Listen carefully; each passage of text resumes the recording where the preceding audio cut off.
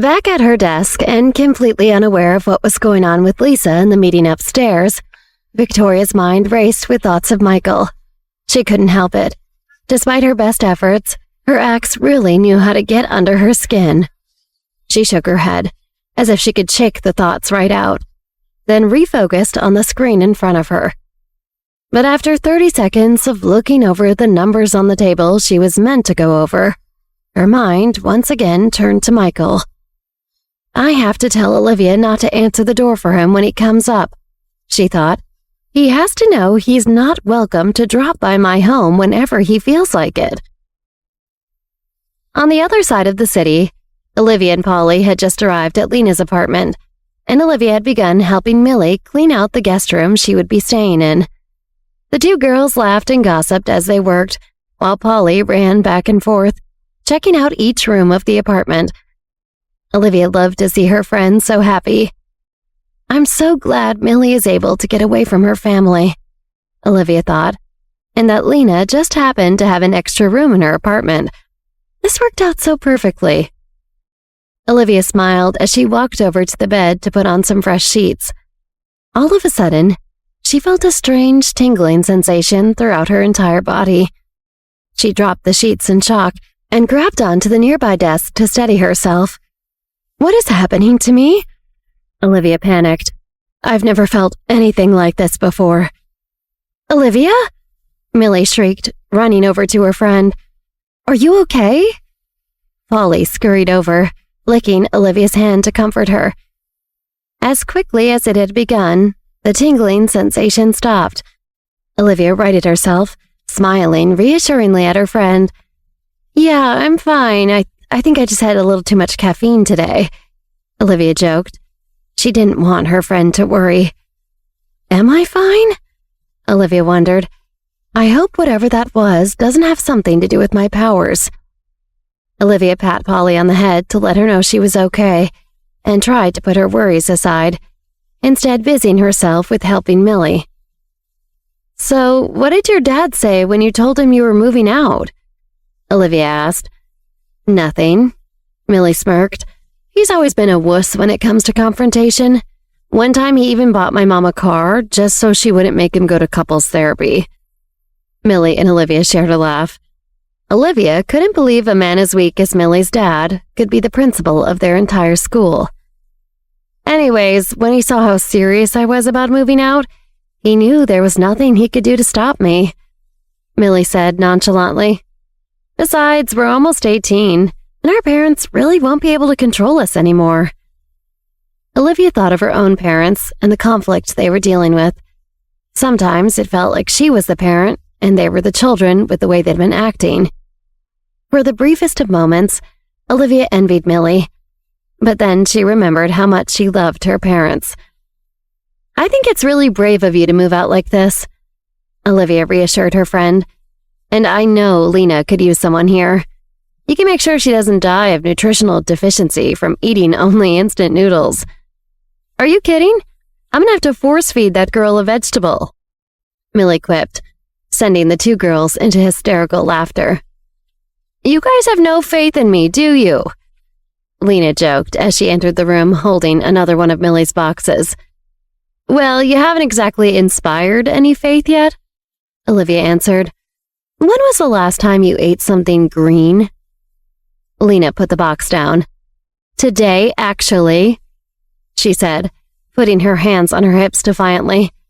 I ate an entire package of green apple sour straws, Lena added, smirking. Oh, geez, Olivia chuckled, rolling her eyes at her friend. The girls continued to work tirelessly, and making sure the room was as cozy as possible for Millie.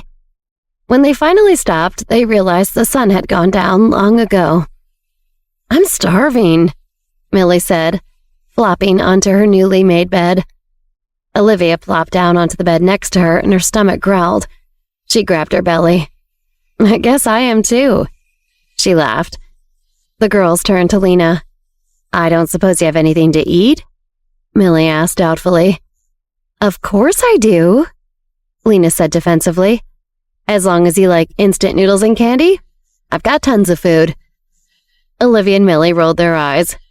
I vote we go out to eat, Olivia said, hopping up from the bed. Besides, poor Polly could use a walk. At the mention of walk, Polly jumped up from where she was lying, tail wagging. As the girls walked down the street, they animatedly discussed where they should go for dinner. How about Thai food? Lena suggested. No, you'll just order noodles, Millie said. We need to get you a salad or something. The girls were so engrossed in their conversation, they didn't notice a group of boys huddled across the street. The boys sat stooped on the corner, throwing pebbles at taxis as they whooshed by, and discussing their own plans for the night. What about we get some liquor and head to the park? One of the boys suggested. Yeah, we could steal a bottle of that Japanese whiskey your pops always keeps in the safe he thinks you don't know the code to. Another boy said excitedly. We did that last weekend. Can't you two think of anything more interesting to do? The third boy, Otis, spoke up. He held himself with an air that conveyed to any passerby that he was the leader of this little gang. And the way the other two cowered when he spoke, he obviously was. Just then, one of the boys heard the lilting sound of female laughter. He looked toward the noise and saw Olivia, Lena, and Millie walking with Polly down the dark street. What if we do a little mugging, just for old time's sake? The first boy suggested. Otis perked up at this idea. Who do you have in mind as our target? Otis asked. It had been a while since he had mugged anyone, and he had to admit, he missed the fear he inspired in his victims' hearts. How about those chicks? The boy pointed across the street. They look like they got plenty of money. Otis grinned mischievously, then hopped up from where he was leaning against the wall and led the group across the street. The girls were still engaged in a lively debate about whether to get sushi or salad when the group of young thugs stepped in front of them, blocking their way. Well, one of the boys said menacingly. What do we have here? Out for a little fresh air, are we? Polly put her hackles up and let out a low growl. Olivia put a hand on the dog. She might need her to react soon, but not yet. We're not trying to cause any trouble, Millie said nervously, so please just let us be on our way. Millie had an extreme aversion to gangsters and thugs because of her brother, and Olivia could sense how scared she was. Not so fast, Otis said. I think you owe us a little something for our troubles. That voice, Olivia thought. Where do I know this guy from? Suddenly, it hit her. This was Otis, the same Otis Mark DeLillo had used to try to intimidate her into being with him. Olivia let out a cold laugh, causing Otis's face to scrunch up in anger. And what's so funny, princess? He spat at Olivia. Hello, Otis, she said, prompting Otis to squirm slightly. How does this tramp know my name? Did someone send her here? Olivia heard Otis's thoughts and smiled to herself as he carefully glanced around, looking for anyone hiding in the bushes. You really don't remember me, do you? Olivia said, a confident air to her tone. The Imperial Court Hotel? She waited for Otis to remember, but he wasn't putting the pieces together. Man, this guy's dumb, Olivia thought. She continued, trying to drop hints to jog his memory. Remember, Mark DeLillo got in my way, and I accidentally might have broken his arm? Olivia said, her voice dripping with satisfaction as she watched the flash of recognition, and then fear appear in Otis's eyes. He remembered clearly now.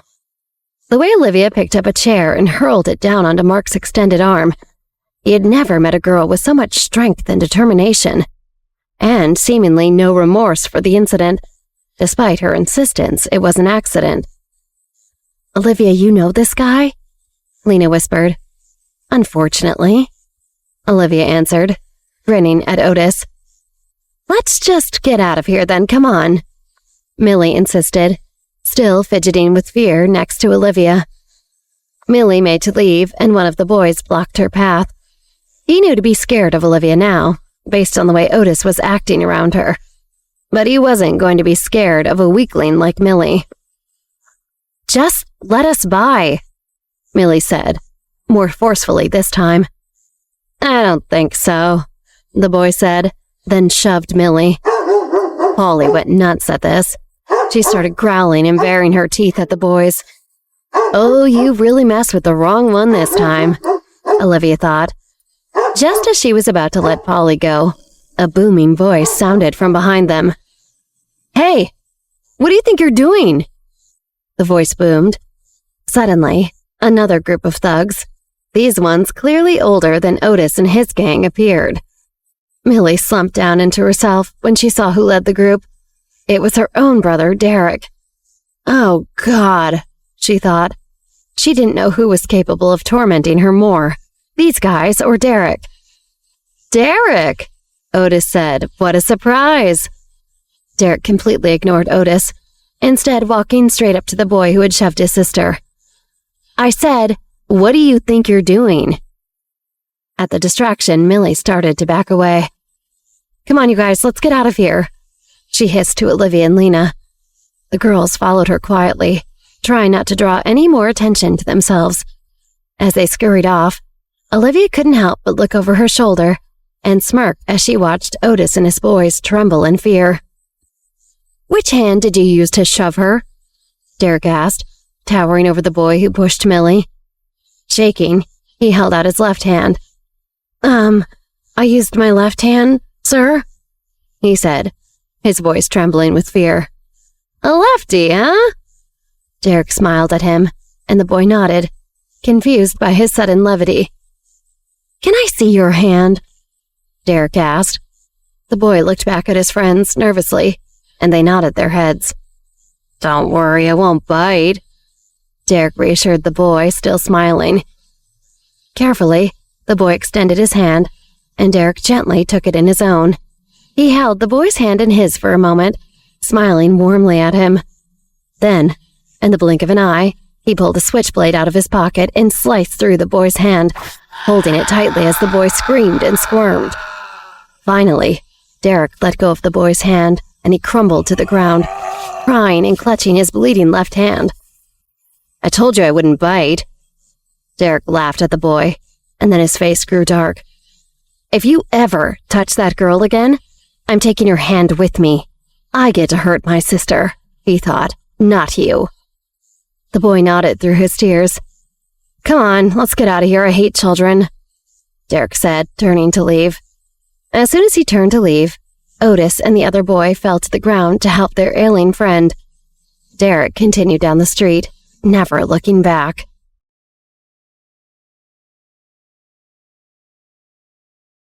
Victoria struggled to focus in the bustling office. Her mind was still consumed by the revelation about Michael. As she attempted to work, she found herself constantly mixing up numbers and calculations. It was becoming unbearable. She couldn't continue like this. When she saw Nate walking back into the office floor from his earlier meeting, a wave of emotions washed over her. He was more than just her boss. He was also a friend. And yet he had betrayed her by keeping her ex-husband's secret. Even though he explained why, she couldn't even look at him. Without acknowledging Nate, Victoria abruptly pushed her chair back and stood up. She needed air. She needed answers. She headed upstairs to Michael's office, her heart pounding with a mixture of anger, betrayal, and confusion. Arriving at the upper level, Victoria paused outside of Michael's door and took a deep breath before she knocked. She wasn't sure what to expect. Would he even admit to his deceit? To her surprise, it was Michael's driver, Ansel, who opened the door. Ansel looked genuinely shocked to see her there. Mrs. Johnson, Ansel stammered. Still reeling from the shock of the discovery, Victoria corrected him firmly. I am no longer his wife, just call me Victoria. Ansel nodded, showing her in. Mr. Johnson is reviewing documents at the moment, but please come in. Victoria entered the spacious office, and as she walked through the room, her eyes fell on the man behind the desk. Even though she had prepared herself, seeing Michael in the CEO's chair still caused her heart to skip a beat. Michael, engrossed in his work, heard her voice and looked up. When his gaze met Victoria's, He too was struck by surprise. His mind flooded with questions. Who told her? How did she find out? The question that hit Michael the hardest was, how will I ever get her to trust me? Knowing he had been caught, Michael sighed and finally spoke. Victoria, I can explain. Please have a seat. Victoria, maintaining her composure, replied coldly. No need to sit. I only have one question for you, Mr. Big Shot CEO. Did you enjoy lying and playing games with people? Michael winced at the emphasis on CEO. Victoria, this is all a misunderstanding, he protested, standing up and setting down his pen. Misunderstanding? Victoria found it amusing. So the person in front of me isn't the company's CEO. I'm not talking about that, Michael said, stepping around his desk. Then what are you talking about? Victoria took a step back, her eyes never leaving his. Victoria, please calm down, Michael urged. I'm perfectly calm, Victoria retorted. You had countless opportunities to tell me the truth. We were living together. You even proposed, for crying out loud. Why didn't you tell me you had taken over the company I worked for? Michael looked at her, his desperation evident. How was I supposed to tell you the truth? If I told you I was the CEO, would we have lived together? Would you still have worked here? Would you have even spoken to me? I needed this job, Victoria. I can't work with my family anymore. I had nowhere else to go. Victoria didn't reply, but continued to glare at him, torn between anger and understanding. Victoria, Michael finally asked, I have one more question. If you had known I was working here, would you have let me stay at your place? Victoria hesitated, her mind racing. She finally spoke with a mixture of hurt and confusion in her voice. No, Michael, maybe I wouldn't have. But why does that even matter? Why couldn't you just tell me the truth? Why does it matter? Victoria, it matters because... Michael struggled to explain, stopping in front of Victoria. I didn't want to leave your side. So you lied? Victoria stared at him, surprised at his audacity. All this deception just to stay close to me? At most, I didn't tell you I was the CEO of this company. Michael corrected her. I've never lied to you about anything else, though. Victoria's internal turmoil continued, and she couldn't help but question her own choices. Should I be less angry about his deception? Should I try to trust him? Should I try to give him the benefit of the doubt? Michael, seeing her lost in thought, prompted her gently. Victoria? I'm fine, she replied, refocusing. Since you wanted to hide it from me, then keep hiding it. Even if we accidentally bump into each other in the office, let's act like we've never met, like strangers. Michael looked into her eyes, his own filled with regret and longing. All right, if that's what you want, I'll do it. Good. I guess I'll leave now, Victoria said, turning to go, still clearly conflicted and confused. Before she could leave, Michael reached out and grabbed her wrist. Victoria, let go of me. She pulled her wrist away. I don't want to talk to you, and I don't want to see you. Victoria felt deeply unhappy about Michael's deception. He was clearly the CEO and living a comfortable life. Yet he constantly intruded on her space, even after she had moved out. Why would he do that? Were his true intentions just being close to her? As Victoria turned away, something nagged at her. She recalled Olivia's mention of a troublesome boss. Suddenly, it hit her like a ton of bricks. Olivia was talking about Michael. Her own daughter had been keeping the same secret from her. As Victoria left his office, Michael watched her go, his heart heavy with regret. He couldn't shake the fear that he had ruined any chance of getting Victoria back. Michael walked back to his chair, defeated. As Michael sank into his chair, deep in thought about his strained relationship with Victoria, the door to his office creaked open. Ansel entered cautiously. He had a keen sense that something was wrong. "Sir," Ansel said, his voice laced with concern. "What happened between you and Victoria? Is everything okay?" Michael looked up at Ansel, his face etched with a mix of regret and uncertainty. He hesitated for a moment before responding. "I don't know, Ansel. I think I really messed up this time." Michael sighed. Unsure of what to do about Victoria, he decided to focus on business. "Let's schedule a meeting with the technical department for 2 o'clock in the afternoon. We need to discuss more work matters." Ansel nodded. "Understood, sir." Before Ansel left the office, he asked, "Should I continue my search on Nate?" Michael thought for a long moment, weighing the consequences of his actions. If Victoria ever found out about his plan to dig up dirt on Nate, it could be the final blow to their fragile relationship. However, if Nate remained in the picture, he could become an even greater obstacle. "Be very careful with how you dig up dirt on Nate," Michael cautioned, his voice low and conspiratorial. "This can never get back to Victoria. If she ever finds out, I know I'll lose her forever." Ansel nodded, fully aware of the delicate nature of the task. "I'll handle it discreetly, sir. Victoria will never know." The elevator doors glided open, and Victoria made her way back to the finance floor, her thoughts still swirling in the aftermath of her discovery about Michael. Lost in contemplation, she nearly collided with Lisa, who was making a brisk turn.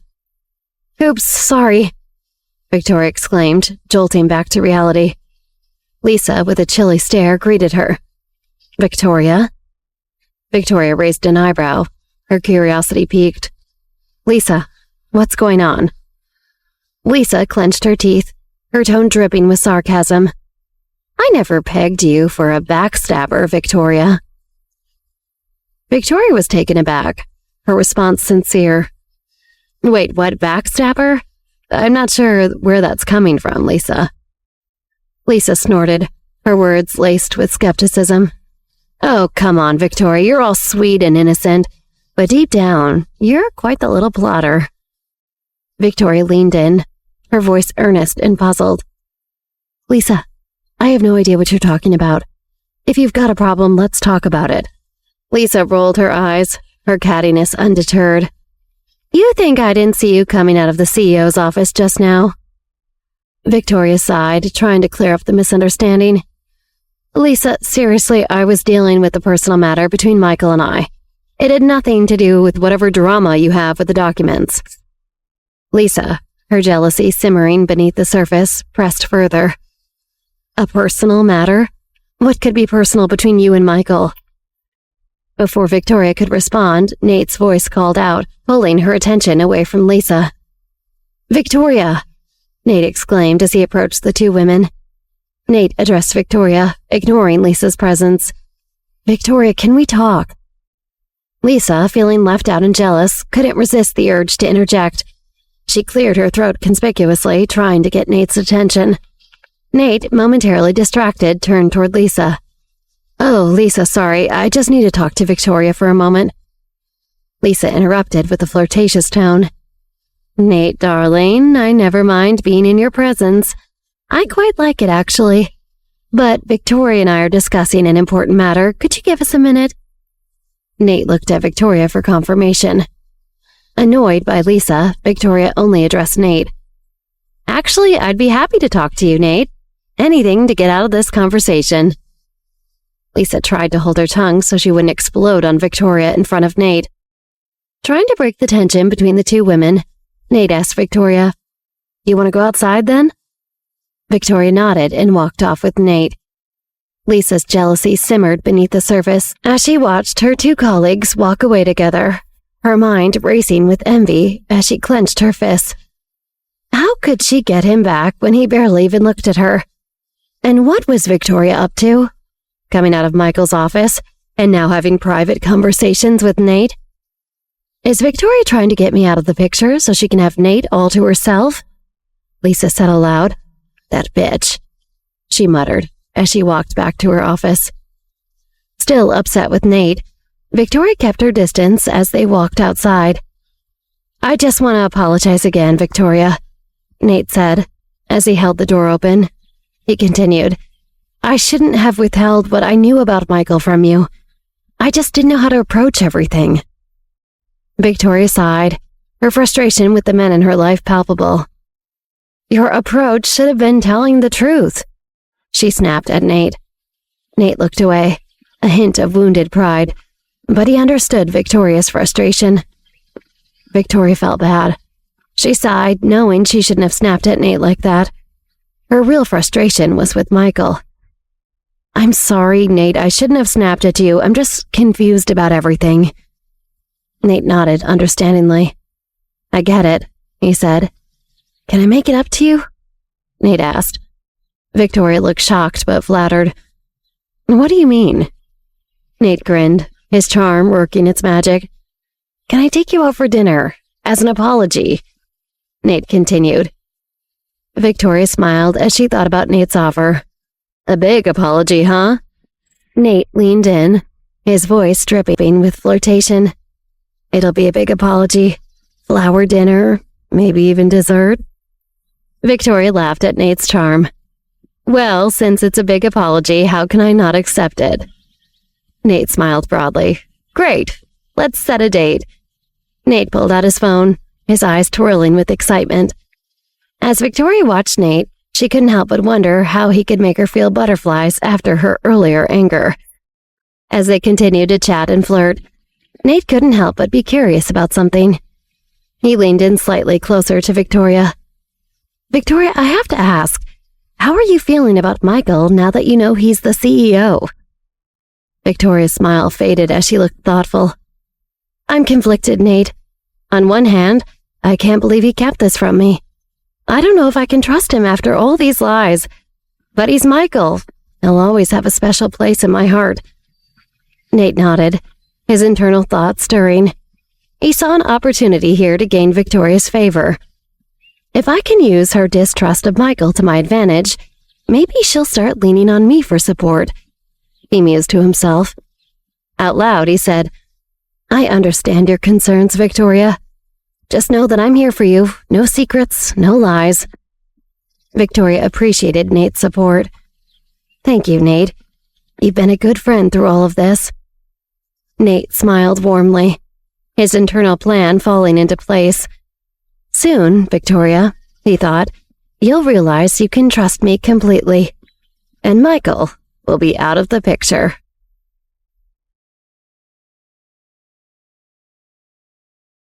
As Victoria packed up for the day, a smile graced her lips as she thought about Nate.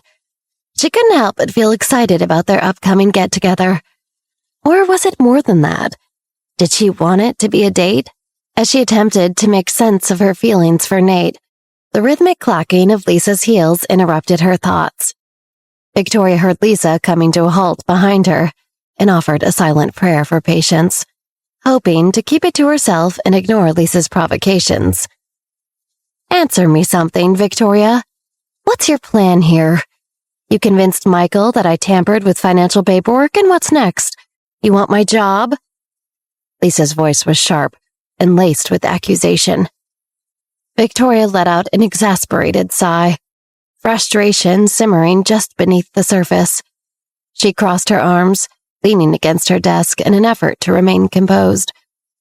"Lisa, we've been through this already," she replied, her tone marked by wariness. "I didn't say a word to Michael about those forms, and I'm getting tired of your accusations. I don't want your job. In fact, I don't want anything you have." Lisa's fists clenched at her sides, her frustration and anger threatening to consume her. Victoria, her patience waning, decided she couldn't engage in this battle any longer.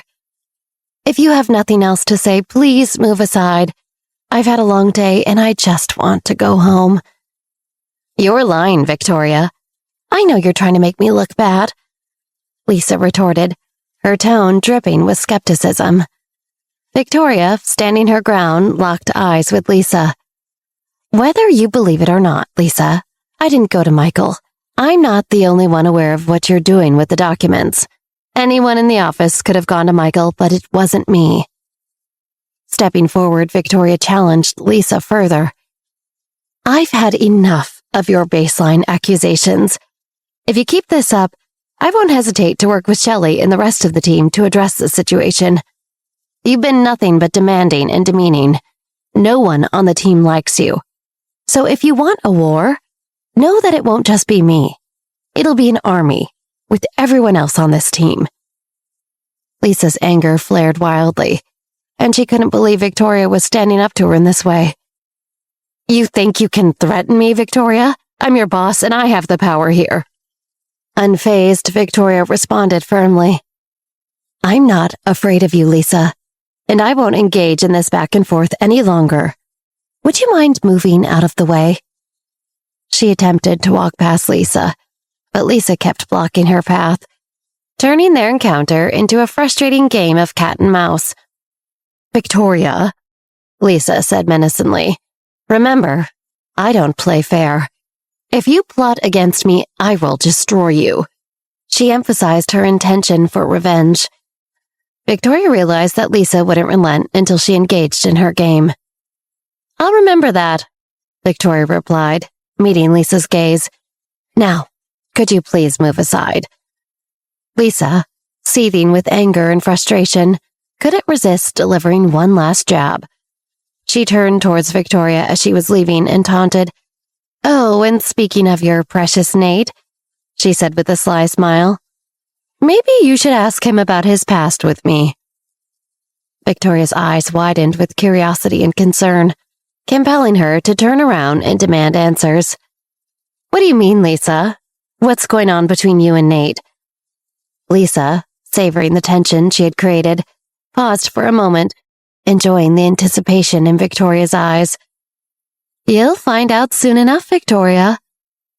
Annoyed and increasingly perplexed, Victoria continued to exit the office.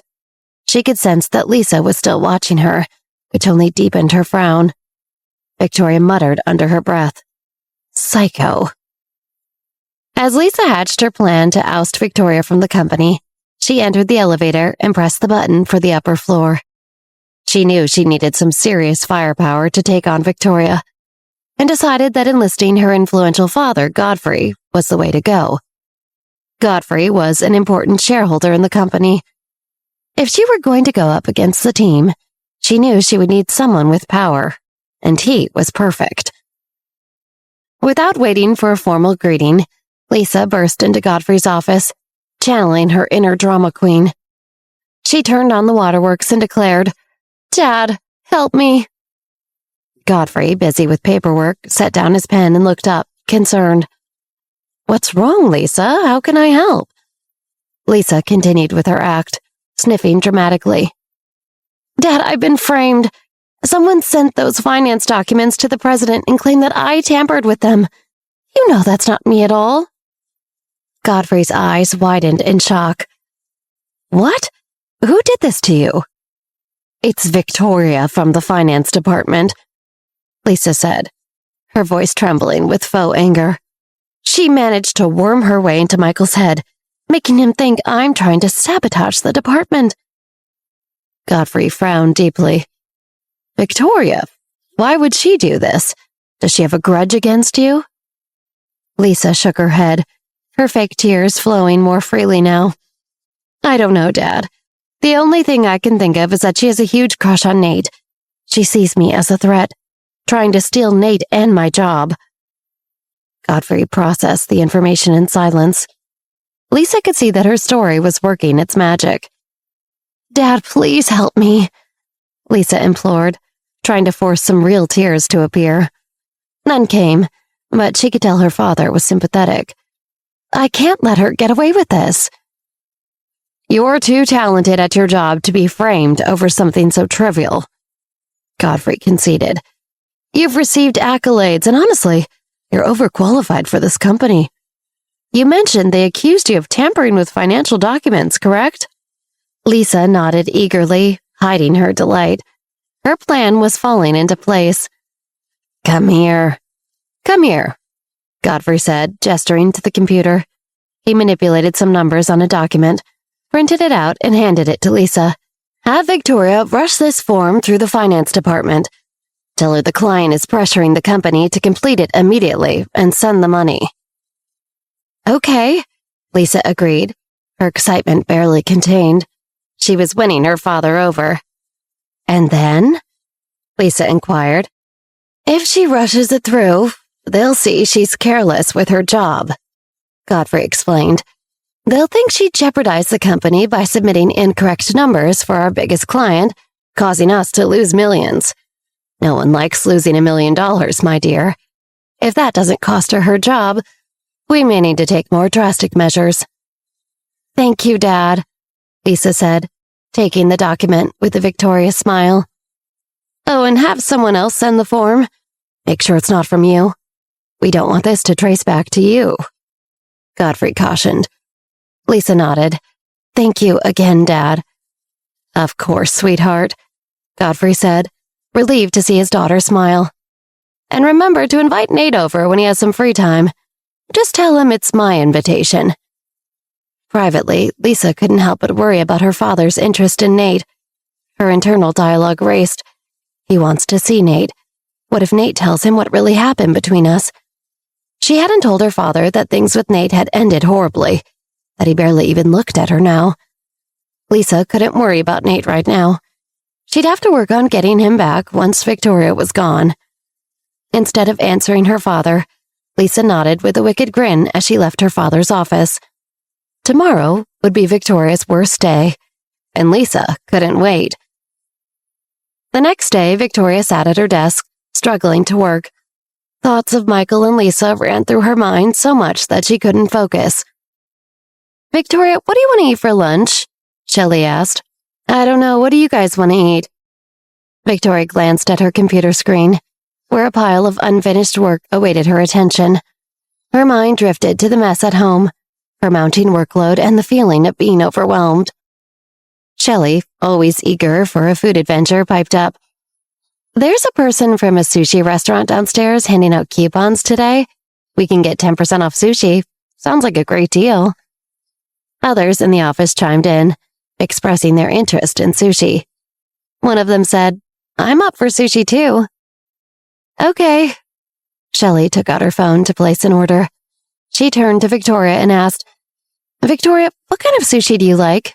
You seem like a sashimi lady. Trying to force herself to focus on work, Victoria replied, I don't know. I'll just have whatever you're having. Shelley sensed something was off with Victoria. Is everything okay? You seem super stressed. Victoria sighed, leaning back in her chair. I just can't shake this feeling that something bad will happen. I mean, after finding out about Michael, my ex is the CEO. Shelley interrupted. Wait, that fox is your ex? Way to go! She tried to high-five Victoria, but Victoria didn't respond, deep in thought. My ex is the CEO and Lisa seems to hate me, Victoria continued, her voice tinged with frustration. I just can't work without constantly looking over my shoulder. Well, do you need any help? Shelley offered. I can take on some of your work. Victoria thought about it for a minute and said, I'll keep trying to get things done, but if I can't, I'll take you up on your offer. Okay, Shelley replied. As the day went on, Victoria forced herself to focus on her work, determined not to rely on Shelley just yet. She diligently reviewed her documents, making sure there were no errors. The day was progressing, and Victoria felt a sense of accomplishment. Just as she thought about taking a break, a document appeared in front of her. She turned her head to look at the person who had tossed it to her. Victoria frowned. What is it? The person, a trusted aide of Lisa, had a smug expression. This document is very important. The client is already pressing for a payment. It's the company's annual big order, so don't make a mistake. Victoria suspected that Lisa was behind this. She couldn't understand why Lisa was playing these childish games. If you're so worried, you can do it yourself. You have to do it. It's part of your documents. The person insisted. Hurry up. Victoria sighed, feeling trapped by Lisa's schemes. She glanced at Shelley, who was laughing and talking with a coworker a few desks down. Should I ask Shelley to take on this document? Victoria thought. It would be nice to have some help. No, I can handle this. Lisa won't get to me. After deciding to take on the document instead of passing it off to Shelley, Victoria sighed and looked at a vertical photo frame on her desk. Inside it was a picture of her and Desiree standing side by side, with Olivia and Wendy in front of them, all smiling sweetly. It was a moment of happiness amidst the chaos. Victoria's thoughts then turned to Olivia. She couldn't help but think about her daughter and the secret she had kept. With a heavy heart, Victoria decided to make a call. Hello? Olivia answered on the other end. Mom, what's the matter? Olivia's voice sounded concerned. I've been struggling to ask you this, Victoria began, her voice uneasy. But I have to ask. What is it, Mom? Olivia's tone conveyed her concern. Why didn't you tell me your father was CEO of the company? You knew the entire time. Why didn't you say anything? Victoria questioned, feeling hurt. Olivia was silent for a moment, realizing the gravity of her mother's disappointment. Finally, she replied, I'm so sorry, Mom. Why? Victoria felt a pang of sorrow, realizing that even her daughter had kept things from her. Mom, Dad asked me to keep it from you, Olivia explained. He didn't want you to know because he didn't want you to kick him out of your life, and I just wanted to keep you two together. Victoria's thoughts swirled with emotions. She couldn't help but think back to Michael's words. I didn't want to leave your side. Mom, I'm sorry. Olivia apologized again, sensing her mother's disappointment. Do you blame me? Victoria, torn by conflicting emotions, wasn't sure what to say. It seemed her family members had just wanted to be together ultimately, but it felt like a betrayal. So, was she the problem?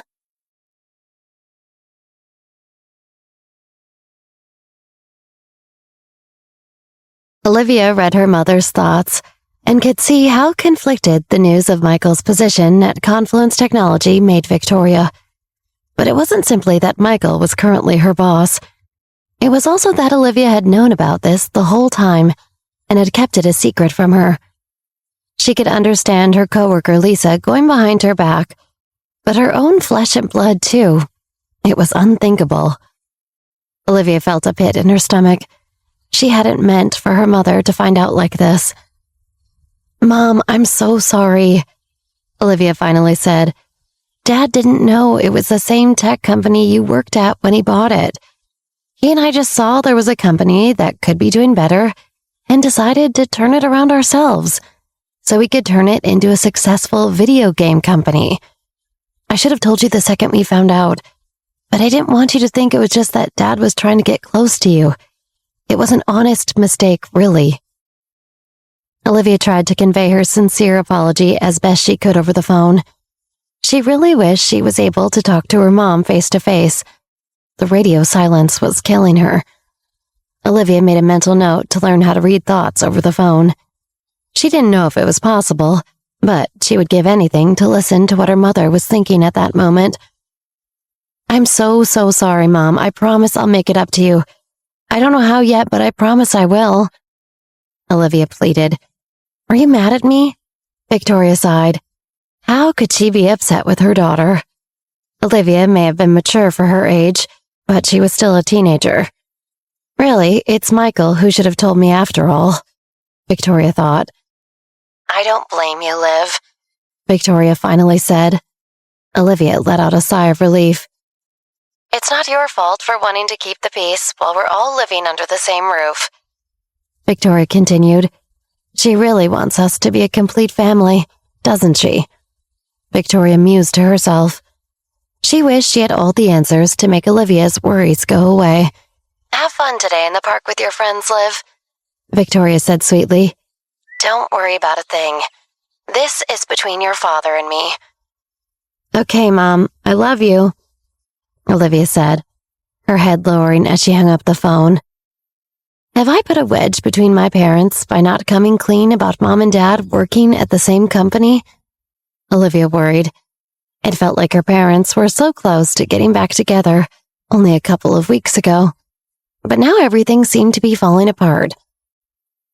As if realizing Olivia was in a sour mood, Liv's dog Polly bounded over, nuzzling her head in Olivia's left hand hanging at her side. This cheered Olivia up immediately. "Such a good girl, Polly," Olivia chuckled. "At least I know you'll always be by my side." Olivia squatted down to wrap her arms around the large husky. "I don't know what to do, Polly. Mom says she doesn't blame me, but I can't help but feel she's still angry with me." Polly woofed as if to say, "Don't think about it, play with me instead," and licked Olivia's cheek. "Ew, you're so slobbery." Olivia rolled her eyes and wiped her cheek, rubbing the saliva off on Polly's soft fur. Polly lowered her head, seemingly shamed by this. "Oh, it's okay, baby girl," chided Olivia. "I love you even if you're a big old slobber chop." Polly licked Olivia's face over and over in response. "You really get naughtier and naughtier the bigger you get, Polly."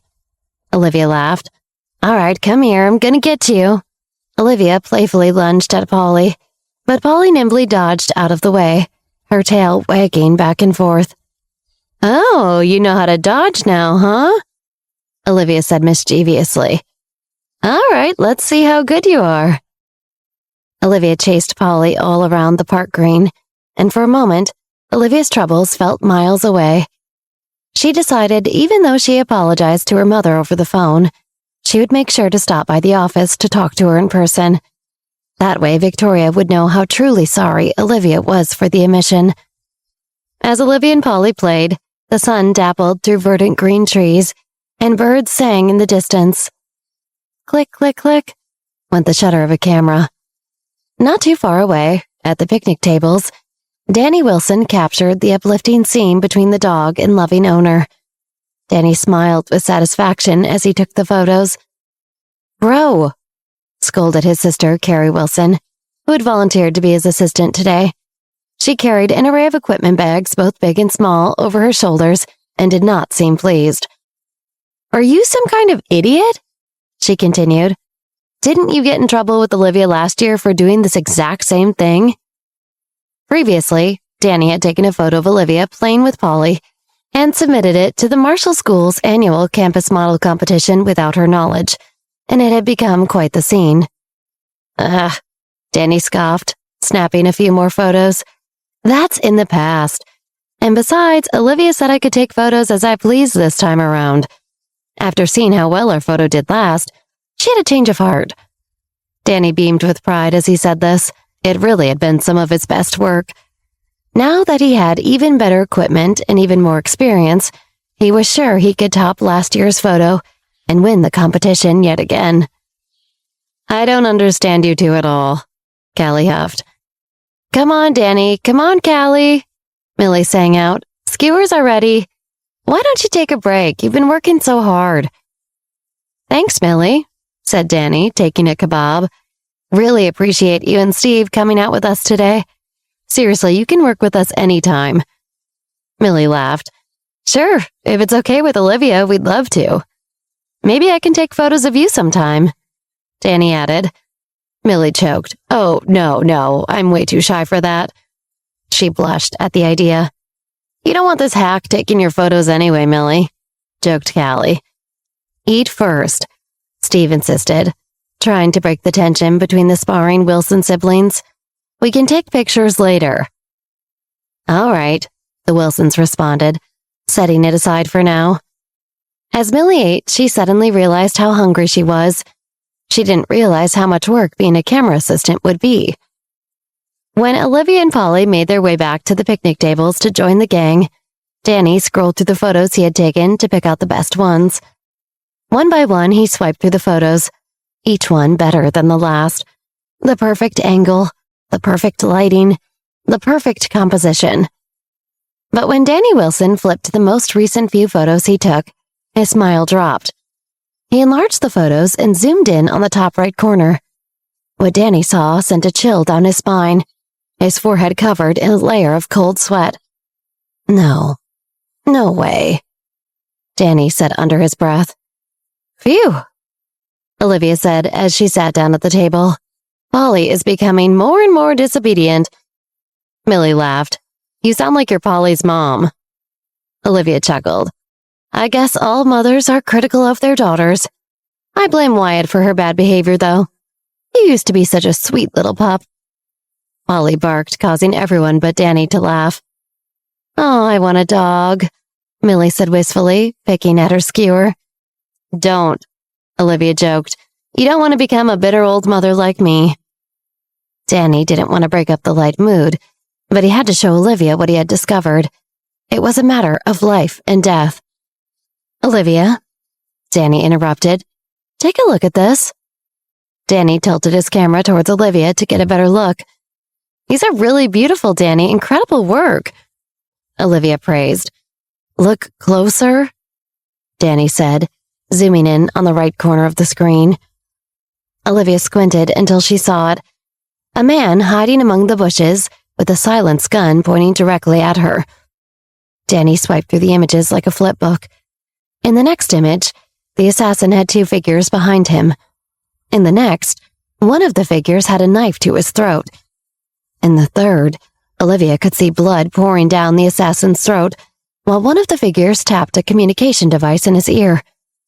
In the last photo, the killers were carrying away the attempted assassin's corpse. Danny looked at Olivia horrified. He'd never seen anything so grisly in his life, and to think he captured it all on camera without knowing. If he hadn't taken the pictures himself, he almost wouldn't believe it. How is she going to take this? He thought. I can't get a good read on her at all. It was clear somebody had tried to murder her, but then somebody else had killed them to save her. Who could it be? The three figures were so far in the background, Olivia couldn't make out who they might be, and her two saviors appeared to be wearing black ski masks.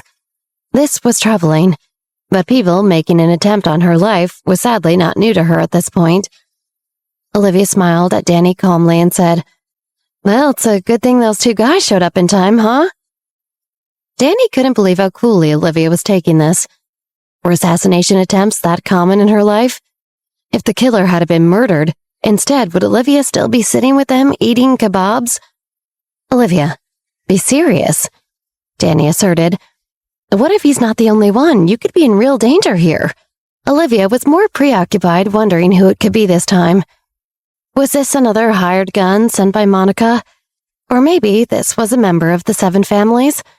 Whatever it was, Olivia decided she would find out who her mysterious saviors were so she could thank them personally.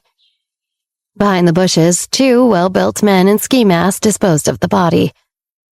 Looks like this is the work of the Pell family, said one of them. Roger that, said the other, his eyes narrowing in anger. He had no idea how many times the Pell family had sent their men to do their dirty work, but he would stop them every time. Is the Pell family really that shameless? He continued. What should we do? His companion asked, taking off his mask and revealing himself to be none other than Sven Jorgensen. Camilla and Cameron Pell are already in New York City. They've even become students in Olivia's class. I will go and see them personally, said the other, standing up tall. Let's go together, said Sven. But we should tell the little lady, shouldn't we? Olivia has the right to know what's going on. No need, said the masked man. But Chris, said Sven, her life is in danger. I said no need, Chris Jones barked, taking off his mask. That's final. Sven nodded in agreement, but felt in his heart it wasn't the right thing to do. Chris put on his coat and walked into the distance. He needed to keep Olivia safe, but vowed to do so secretly. Olivia didn't need to know. What would happen if she ever found out? What would she think of him? What would she think if she knew her fiancé was a stone-cold killer?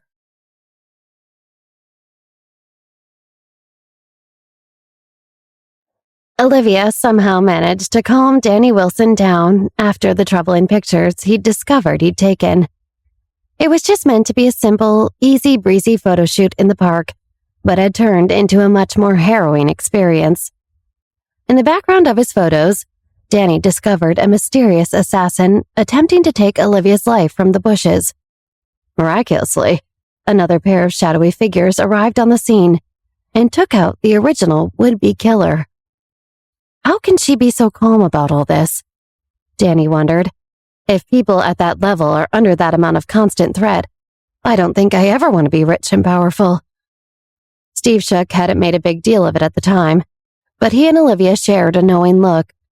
This must have something to do with the 7 families, and more likely than not, the Pell family in particular. They had already sent the vile Pell twins to the Marshall school, and now this. Olivia didn't want this to ruin the day of her friend's mood, and deftly made light conversation to deflect the situation. Before long, the group was tidying up the picnic table, throwing garbage in the trash can while Polly gleefully gnawed on some scraps of leftover meat. Millie carefully extinguished the barbecue fire, and they were all set. Just so no one felt today was a total loss, Olivia insisted they all take a few more photos together in a beautifully shaded area of the park under a large oak tree. This seemed to really take Danny's mind off things. Good, thought Olivia. My plan's working. Even Callie Wilson couldn't help but be a bit envious of these new photos her brother had snapped. She wanted to be just as good of a photographer as he was someday. Better, even. Thanks so much for today, Danny, Olivia said. You're welcome, Olivia. It was an interesting day. Danny replied, nodding. Thanks for inviting us. The whole group congratulated Danny on a fantastic shoot. Great work to you too, Callie. Olivia nodded. Oh, thanks, said Callie cheerfully. She was glad someone had recognized her for her efforts today. See you next time, everyone, said Danny. I'll have Callie send you the photos once I've come through and edited some of them. Should be as soon as next week. No rush, Olivia beamed. Take as much time as you need. And hey, Olivia? Danny couldn't help but add. Please be careful out there. I'd really hate it if anything happened to you. Olivia smiled. It was nice to have so many friends who cared about her well-being like this. In her previous life, she didn't think anyone really cared if she lived or died. This time was different. She was forming real bonds with some amazing, talented, and loving people. I'll be fine, Danny, Olivia winked. I promise. Danny gave her a worried smile and got in the car with his sister. What should we do now, Olivia? Steve Shook asked. It's getting later in the day than I thought. We should probably head by Confluence Technology, Millie, she replied. Right, said Millie. Everything all right? Questioned Steve. Nothing to worry about, Olivia assured them. We're just going to meet with Robbie and Lena about a few things. And while I'm there, I need to talk with my mom about a few things. Steve nodded and wished them goodbye. Olivia, Millie, and Polly proceeded toward the tech company. All the while, Olivia formulates a plan of how to best apologize to her mother. Victoria had already said she didn't blame her for not mentioning Michael had become the CEO sooner. But Olivia wanted to emphasize how sorry she was. I hope Mom isn't too mad at me, she thought.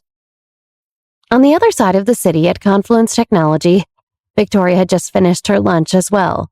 She threw the remains of her prepackaged sushi box in the trash and wiped her hands before returning to work. She was in the middle of an extremely busy workday. One assignment in particular was taking up all her time. Sometime after lunch, Victoria had finally finished entering all the elementary values into the document. It was taking an extra long time because for some reason, her associate, Woody Broadbrick, had insisted all the information be input by hand with pen and paper. Victoria wiped her brow, looking over the document. Now that all the numbers had been entered and calculated, she could begin running the audit and checking her work. Wow, this date is really huge, Shelley said, peering over her shoulder. Victoria, I hope you don't mind me saying, but are we sure this isn't some new trick Lisa is trying to pull? You think she'd try something again? Victoria frowned as she plucked away at her calculator. This is Lisa we're talking about? I have no doubt, Shelley replied. I mean, think about it, Victoria. Does this document seem a little familiar? I guess it sort of does, Victoria said, a little conflicted. She wasn't about to not do her job just on a hunch alone. It's probably because it's similar to accounts we've had in the past. This party's orders are roughly the same as they've been in the past. That might be the case, Shelley pondered, like some sort of detective. But just hear me out for a second. Shelley quietly walked back to her desk and opened the previous file she mentioned on her computer. She had a fishy feeling about this whole assignment, and she wouldn't rest until she got to the bottom of it. Victoria, have you finished the bill? Came an impatient voice from outside the office. Victoria looked up to see Woody Broderick standing in her doorway with her arms crossed. Victoria pushed her glasses further up the brim of her nose and continued working. No, she stated matter-of-factly. Oh, so slow, Woody moaned, walking in with an extremely arrogant expression. It's just a few numbers, right? How hard can it be to plug those babies in? Victoria and Shelley shared a bemused look. This was the last thing anyone in the finance department liked to hear. People really didn't understand what it was they did around here, did they? Victoria, you should hurry up. Everyone's getting anxious and it's my ass on the line, Woody asserted. If it's that urgent of a document, you should have sent me an electronic version, Victoria scolded. As is, I have to do all the work by hand, check it in triplicate, and input it digitally into the system, so you'll have to wait. Woody huffed. Well, it's going to have to wait anyway, he said. I just met with Nate Evans, and he said in a meeting that there was a change in staff salary you needed to know about. Why didn't you tell me this earlier? Victoria asked, annoyed. She had already started sending payments to the employees this month, and almost half of them had already been paid out. If there were changes, it would be a massive hassle for the entire finance department, and they'd be the ones getting the complaints. It could also mean they'd have to work over the weekend just to fix the problem. Well, I'm telling you now, Woody balked incredulously. He relished in Victoria's burning rage. Victoria was too angry to speak and simply rushed off out of the office past Woody. Shelley shot Woody a dirty look and went right back to work. Woody made sure Shelley was distracted with her typing and sneakily snatched the document Victoria was working on off her desk. He made a series of fake coughs to try and cover. That Victoria is some character, he said. You don't want to keep Ron DeBard waiting on those documents, I'll tell you what. Shelley ignored him, her eyes fixed on her computer screen. Ron DeBard is waiting, Woody said, slinking out of the office. Shelley muttered disdainfully to herself and looked up Ron DeBard in the database. As far as she could tell, all the DeBard accounts had been paid out. What is Woody on about? Shelley asked. Shelley went over to Victoria's computer and sifted through files till she finally found a problem. Victoria came back into the office at that time, rubbing her neck. Damn that Woody. He's becoming more and more reliable. I went to ask Nate about the change in salary, and he said there was no such thing. What a weird prank. Victoria, there's a problem, Shelley said in all seriousness. This is the same account that Lisa said there was a problem with last time. I was right. Really? Victoria furrowed her brows. Look. Shelley pointed at the screen. Other than a few inconspicuous numbers, there's no difference. It really is, Victoria had to admit. Shelley and she ran the numbers a few times and found something odd. The discrepancies in the document only added up to a couple $dozen. What was the purpose? This time around, whoever had hidden these mistakes had done it much better than before. Let me see those documents we were working on, Victoria suggested. Of course, they should be on your desk, responded Shelley. Wait, where did they go? They searched top to bottom for the file, rummaging through all the drawers in the office, but it was nowhere to be found. How could they have lost it? I swear it was right there, insisted Shelley. She didn't want her boss, Victoria, to think she was incompetent. Realization hit Victoria all at once. Woody, she said, slamming her fist on the desk. Woody must have taken it while I was out of the office on his silly little goose chase. He's working with Lisa for some reason. She must have put him up to this. That's insane, Shelley said, worried, but it was the only thing that made sense.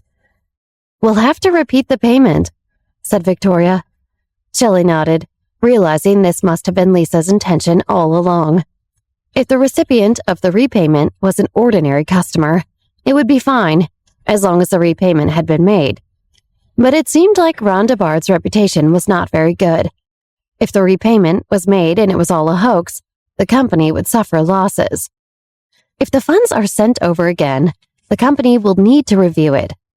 Shelley frowned. We have to let someone know this is all Lisa's doing. Shelley, think for a second, interrupted Victoria. It's not that easy. Lisa's father is a major shareholder of the company. Who will they believe?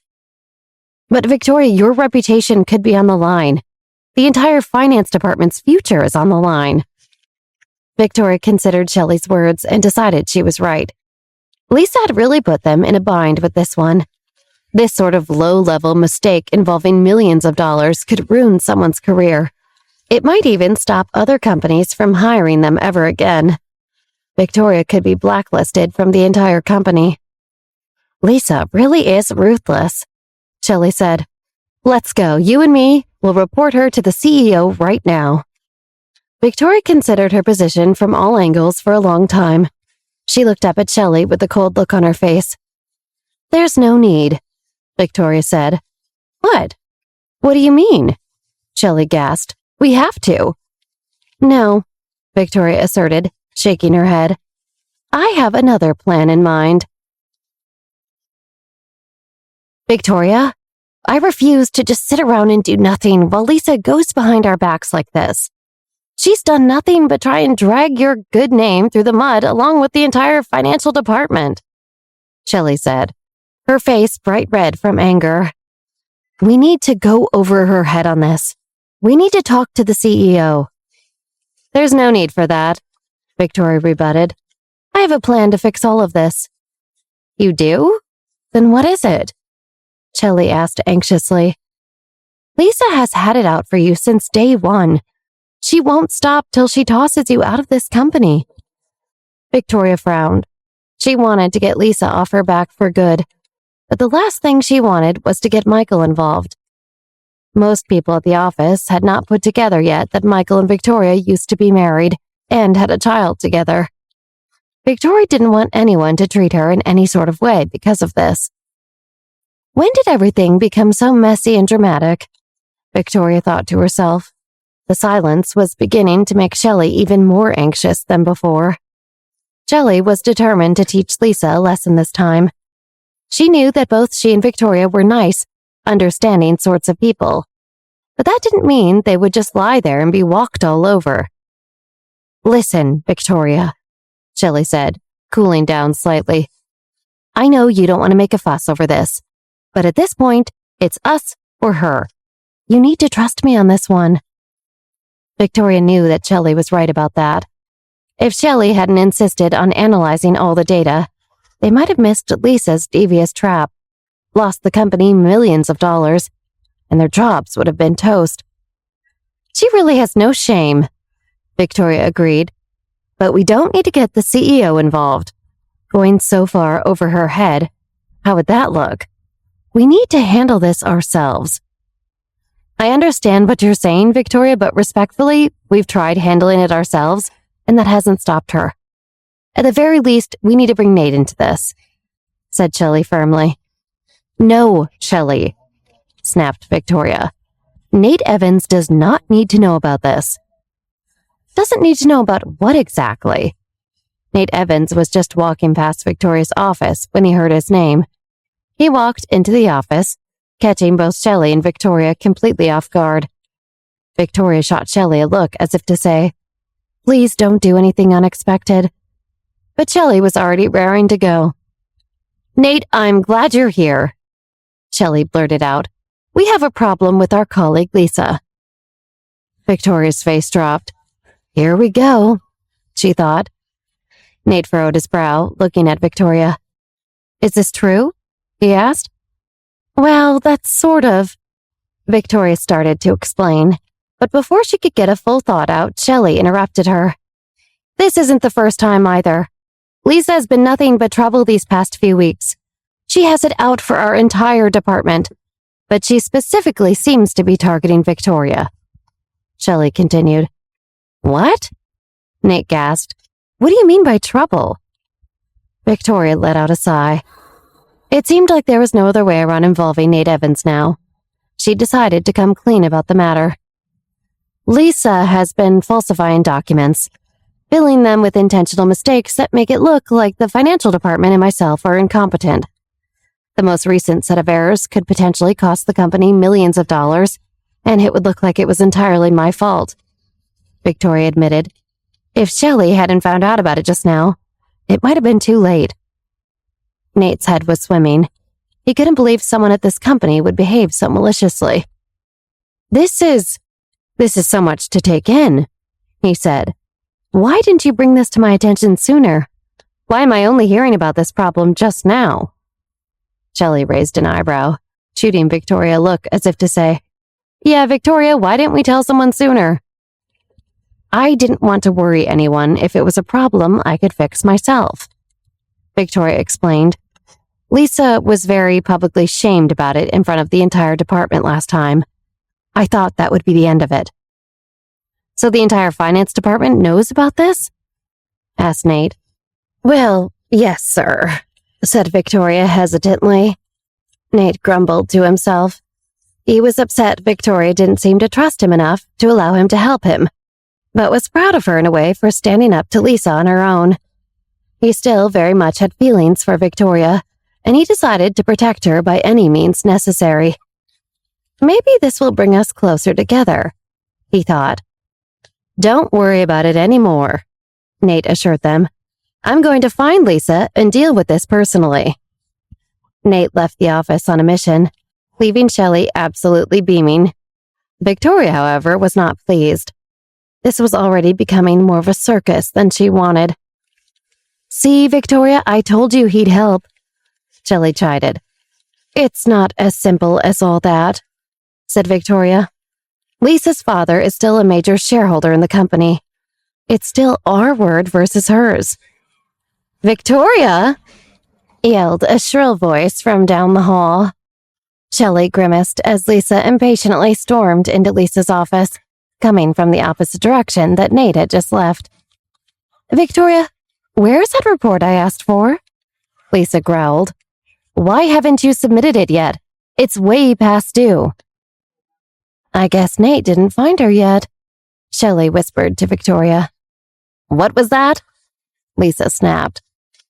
It's not done yet, said Victoria, stepping forward. It's not done? Why not? Lisa berated them. Didn't Woody tell you this was urgent? Victoria rolled her eyes hearing Woody's name. She'd have to deal with him later. Yes, Woody mentioned it was important, replied Victoria. Then hurry up and do it, Lisa squealed. We don't have all day.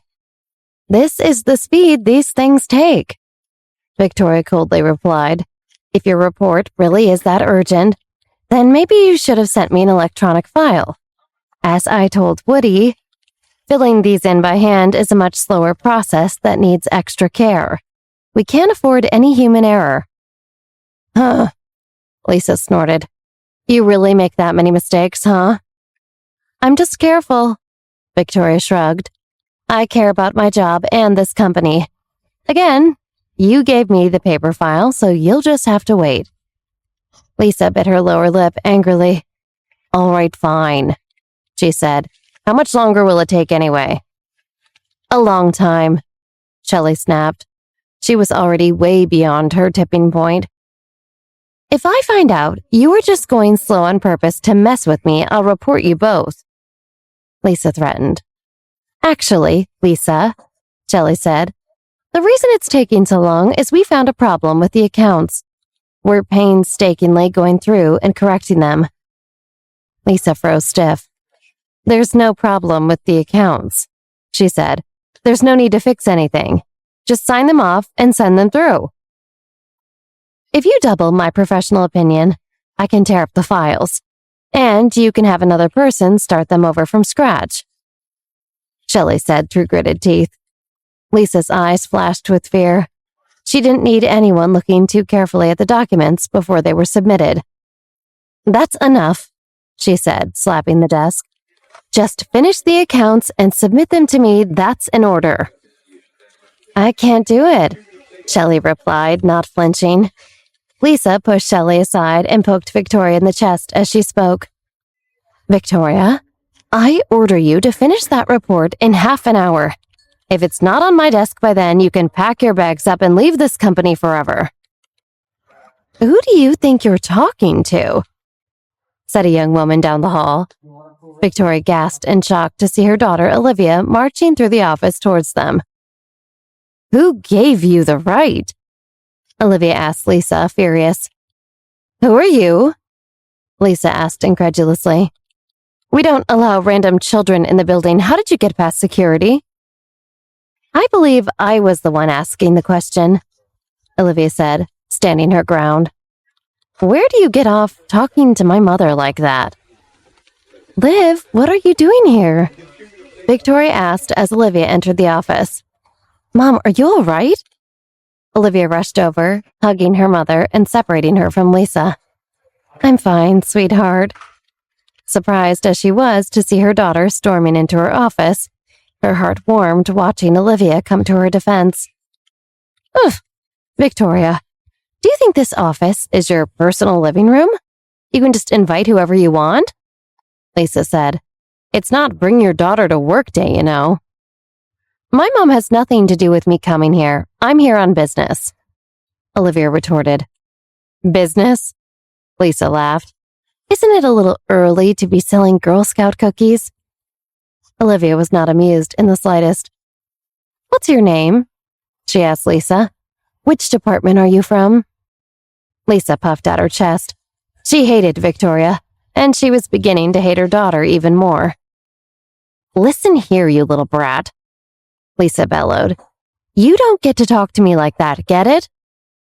"Get away from her," said Millie Brown, making her way down the hall with her friends, Steve Shook and Lena.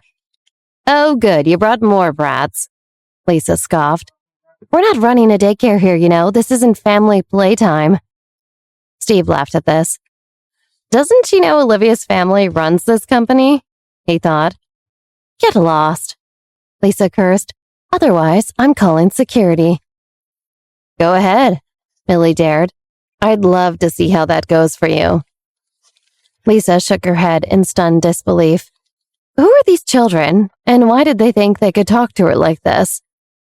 "I don't have time for this," she said. "Victoria, that report needs to be on my desk in half an hour, and that's final." "Why don't you shove that report down your throat, you old witch?" Olivia said. "Liv," Victoria responded. She was glad to have Olivia by her side, but she didn't need her treating coworkers with disrespect, even if it was Lisa. "Mom, I thought you said things were good at this company. You didn't tell me about any of this," Olivia said. "Why did you lie to me?" Victoria took a beat. She didn't know how to answer. It was mostly true that she loved her job and her company. Truly, the only sour note had been Lisa, but she didn't want to worry Olivia about it. She figured Lisa would eventually get bored of messing around with her department and move on. But clearly that was not the case. "Honestly, that woman is so arrogant, you think it was her family running the company," Millie said to Steve out of the corner of her mouth. "I wonder what makes her think she can treat people this way," Steve said quietly. "There must be some reason. Otherwise, why would anyone bully someone like this in the workplace?" "Victoria, do I need to remind you that my father is a shareholder in this company?" Lisa sneered. "There it is," said Steve. "If you don't cooperate, I can bring down a world of hurt," continued Lisa. "I'd like to see you try," Olivia said. The two of them were locked in a staring match until finally Lisa screamed, "Security!" Olivia looked over Lisa's shoulder to see several security guards dutifully bounding down the hallway in this direction. "Now you're in for it," said Lisa. "Let's see you talk your way out of this one." Security is on their way, Victoria, Lisa screeched triumphantly. Either you ask these sniveling brats to get lost, or you get lost. Lisa had just called security on Olivia and her friends after defending Victoria in her own office. Your time is up, Victoria, Lisa thought. Check and mate. Olivia's eyes darkened, listening in on Lisa's thoughts. Right then and there, Olivia made a mental note to add Lisa to her list of enemies. This woman has no idea what she's up against, Olivia pondered. I'll make her pay for bullying my mom and my friends. No one hurts the people I love and gets away with it. Olivia considered telepathically strangling Lisa with an extension cord and watching her struggle for air as her eyes bulged out of her head. Or perhaps she'd cause her to trip, slamming her head into a computer and electrocuting her to death. Maybe she'd float the water cooler jug down her throat and watch her squirm as she drowned. There were really so many fun ways to enact revenge around the office. But Olivia was smart and thought better of it. Not here with all these people around, Olivia thought. In all the commotion, Victoria's coworkers had started popping their heads out of their cubicles to see what all the fuss was about. There were way too many witnesses to murder Lisa now, even with her powers, and Olivia didn't want to permanently scar her mother by watching someone die so horrifically. I can make her pay in other ways until the time is right, Olivia decided. Members of security pushed looking finance department workers aside, making their way to Victoria's office. You really messed up this time, Victoria, Lisa sneered. All you had to do was listen to me and fill out a stupid little form. But you couldn't even do that. Time to go, little Victoria. The atmosphere in the office was in a deadlock. Lisa's eyes were full of triumph. Victoria held Olivia close, protective of her little girl. Just as security was about to enter and start asking questions, Ansel Parr interrupted. What's all the commotion, everyone? Back to work. Ansel dispersed the curious finance department employees and dismissed the security team. I'll take it from here, he said. The guards nodded and returned to their post, slightly annoyed to be bothered like this and then sent away. Ansel, you've come just in time. Lisa's eyes lit up when she saw Ansel. Ansel Parr was the CEO's personal secretary and most trusted advisor. If Ansel took care of things, Lisa thought, the CEO would probably fire Victoria personally. That'd be even better than security throwing her out. Victoria has been purposely slowing down business in the office, and when I simply came in to nudge her, she threw a fit and stuck her daughter on me. Lisa pleaded, feigning total innocence. Sheesh, Olivia thought. She's really a terrible actor. Of all the conniving liars in my life, this lady has got to be the worst.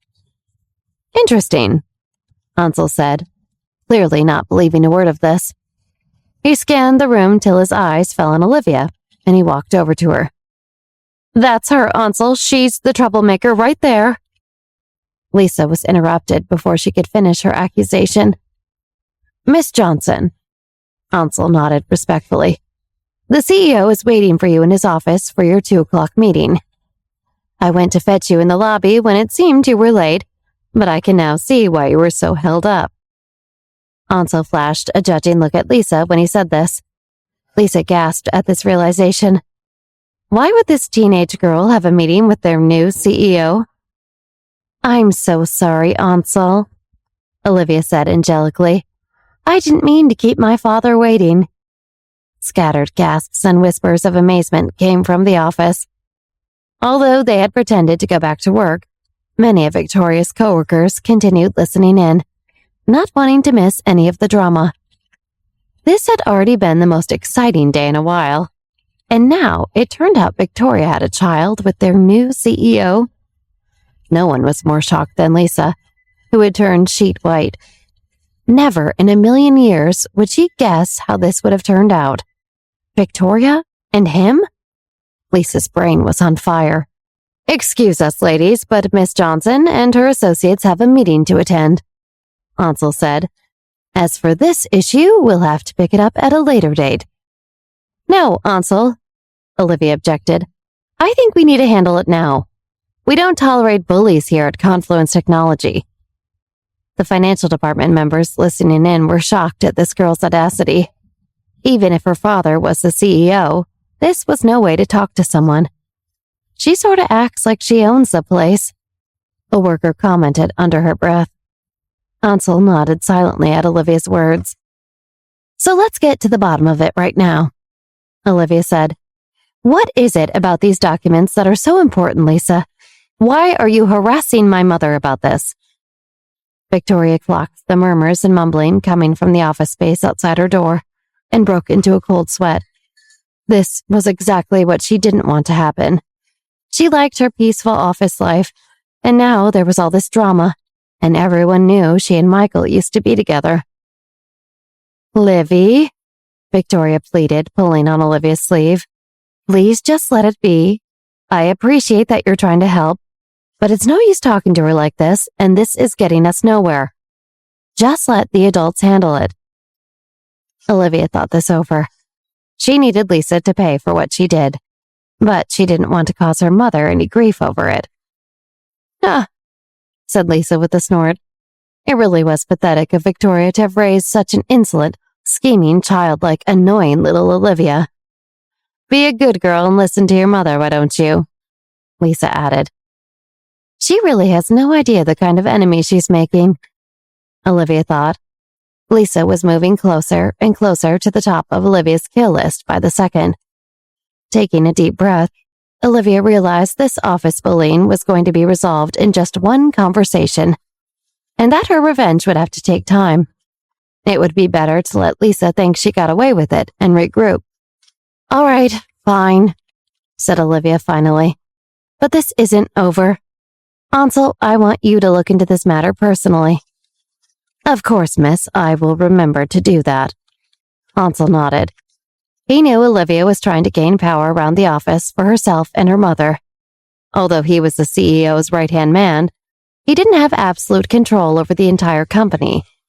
He knew better, though, to point this out to Olivia right there and then, especially in front of all these people. And anyway, they were already very behind schedule. "You better watch your back, Lisa," Olivia said threateningly. "You don't know who you messed with." Everyone in the office was completely stunned by this. This girl was the CEO's daughter. They all glanced at Victoria in disbelief. "Wait a minute," said a younger employee. "How did I not put that together? Wow, this is better than a gossip magazine," she joked. Lisa, who was still solely focused on Olivia's threat, ignored everyone else and just stared at Olivia in disbelief. "Why, you little—" Ansel coughed, now becoming annoyed. "Olivia, we're really late. Let's deal with this later." Millie nudged Olivia. "Okay, you're right," Olivia conceded. "I'll see you later, Mom. Let me know if anything like this happens again." "All right, honey," Victoria sighed, relieved for all of this to be over. She couldn't wait to close her door and hide her face from her gawking, gossiping coworkers. "My apologies for the disturbance, ma'am," said Ansel. "It's all right, Ansel," replied Victoria. Ansel led Olivia, Lena, Millie, and Steve through the halls, dispersing the onlooking finance department outside Victoria's office as they went. Lisa took a long look at Victoria, gritted her teeth, and turned to leave. She clenched her fists as she stomped her way to her own private office.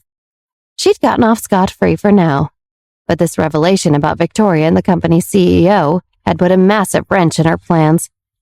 She would have to come up with something new to get rid of Victoria. But what? Back in Victoria's office, Victoria gladly closed her door, reveling in the peace and quiet. She sat down at her desk, covering her head with her hands. "Victoria?" One of her coworkers standing beside Shelley said, "Why didn't you tell us you had a daughter with Michael?" Her coworkers had considered Victoria to be a close friend in the office. They couldn't believe Victoria would keep such a massive secret from them. Maybe they weren't as close as they thought. Victoria sighed apologetically. I'm sorry, you guys. I wasn't trying to keep secrets from you or anyone in the office. I didn't know Michael was our new CEO until recently, and I didn't want anyone to think of me any differently, especially you guys. Shelley put a reassuring hand on Victoria's shoulder. It's all right, Victoria, Shelley said. You don't have to tell anyone anything you don't want to. Victoria put her hands on Shelley's and smiled. It's really nothing crazy, Victoria explained. Michael and I were together for a period of time when we were younger, and then we divorced. Not much to say. Not much to say? Shelley slapped her forehead in disbelief teasingly. I am sorry, but that man is practically Prince Charming. You were telling me you two had a child and just split for no reason, just like that? I thought you said I didn't have to tell you anything I didn't want, Victoria teased. Shelley rolled her eyes, zipping her lips. I don't need office drama, Victoria said. I just like things the way they used to be around here. I'm sure everyone around the office will forget about it in a week or so. You know how quick the gossip mill can be. Shelley reassured her. I hope so, and if not, they're all getting unpaid overtime, Victoria joked. On the other side of the office building, on the way to their meeting with Michael, Olivia and her friends continued chatting about the drama with Lisa. Why didn't you just fire Lisa right then and there? Lena asked. Aren't you the boss around here? Are you stupid? Millie retorted. If she fired her on the spot, that would be terrible optics. Do you want everyone to be afraid of Olivia? They'll all suck up to her and become sniveling yes men. You did the right thing back there, Liv. That's right, Steve Shook agreed. These sorts of matters need to be handled delicately. Ansel, I'll leave my mother for you and my dad to take care of, Olivia reminded. Don't worry, Miss Olivia, Ansel said. After this, no one will dare cause trouble for Victoria. You have my word. Good, Olivia said. Olivia had already begun formulating a new plan. If Lisa were fired by the normal channels, it would become a lot less conspicuous when some terrible accident eventually befell her. No one would suspect that the woman who was fired for framing innocent people and causing a scene made some terrible mistakes that cost her her own life. Nobody would suspect that after her firing, Lisa would find herself in an unfortunate accident that was connected to the way she treated Victoria. Olivia mused. The hardest part would be figuring out which way to kill her. There were too many options. Olivia smiled mischievously as she thought to herself, I'm going to have fun with this one. Lisa left the finance department with her tail between her legs. She had never been so humiliated in her life. And by a child, no less. But who would have guessed that his child would be the CEO's daughter? And even worse, Victoria could have possibly had a relationship with such a powerful and handsome man. How could simple little Victoria have once been with such a powerful man? There was nothing so remarkable about her.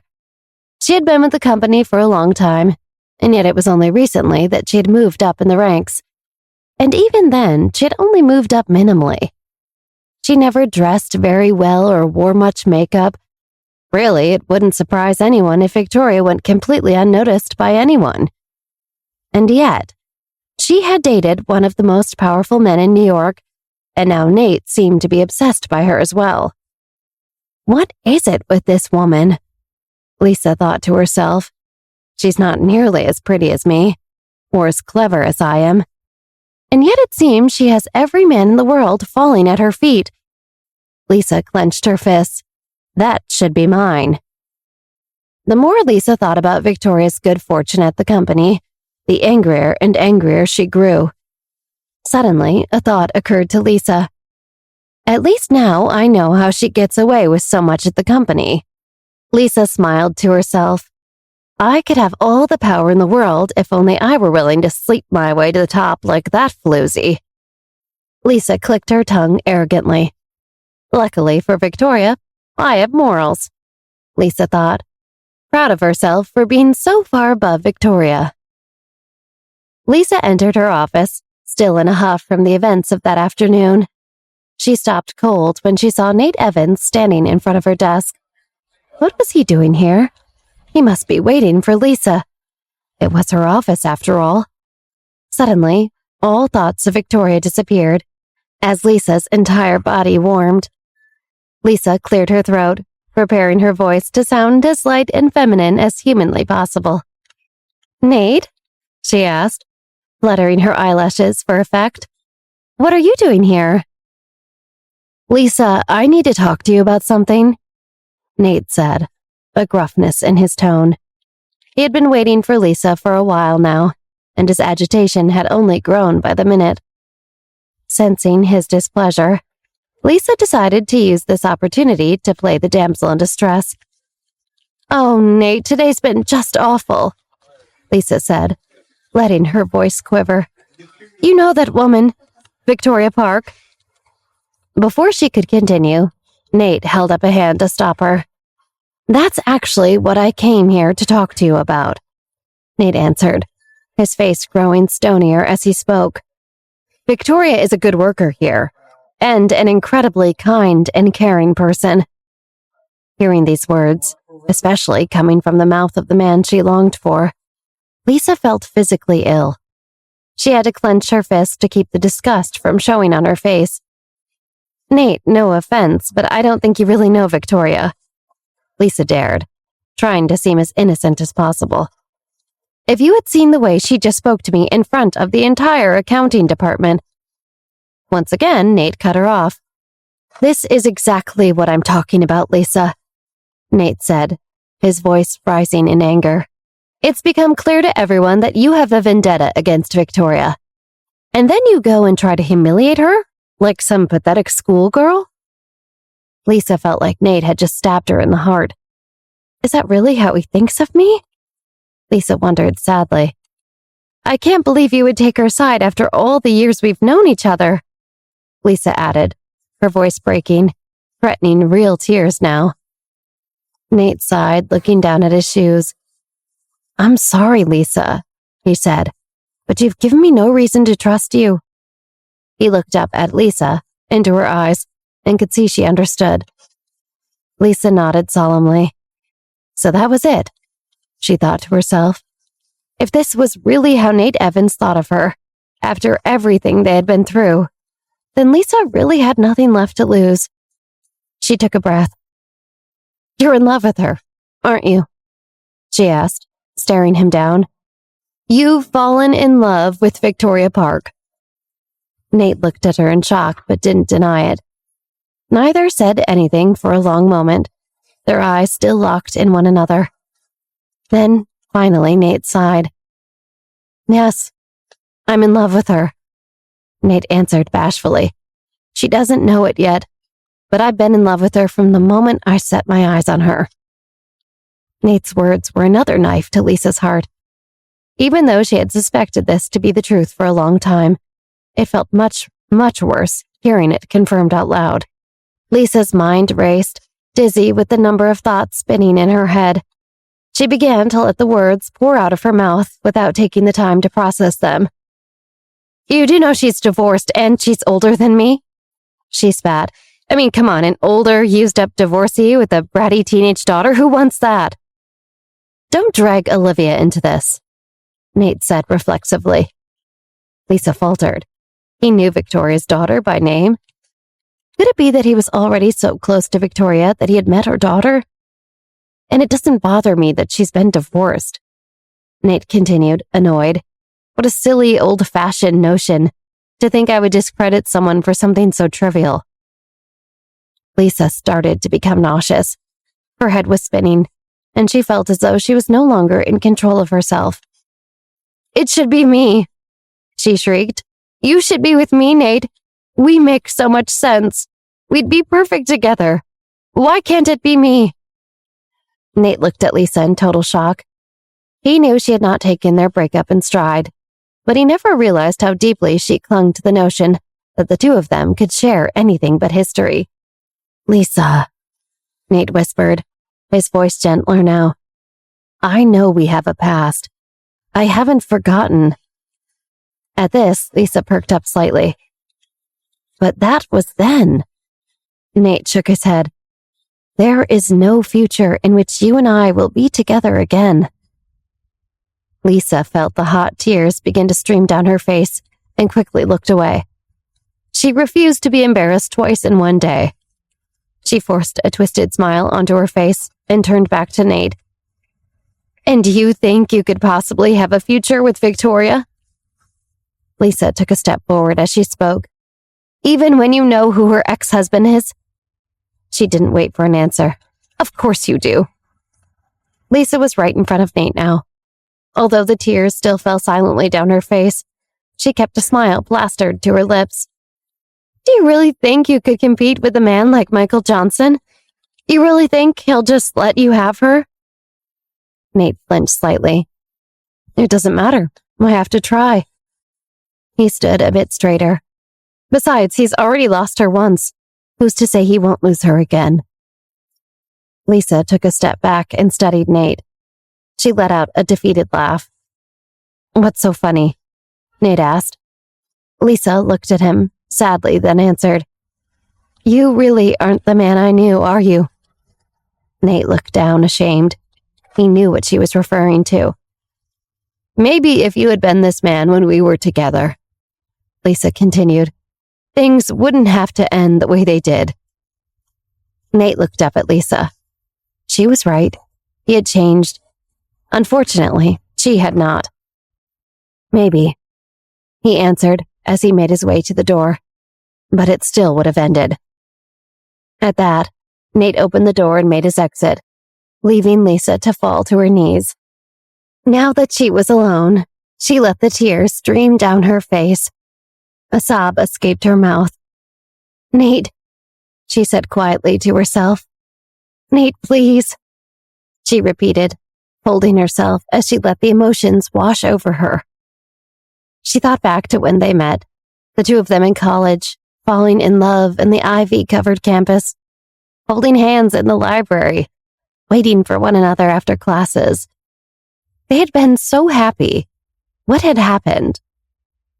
She thought about when things started to fall apart. When she left to study abroad in England, Nate had agreed to do long distance. They had promised each other they wouldn't let an ocean get in the way of their love.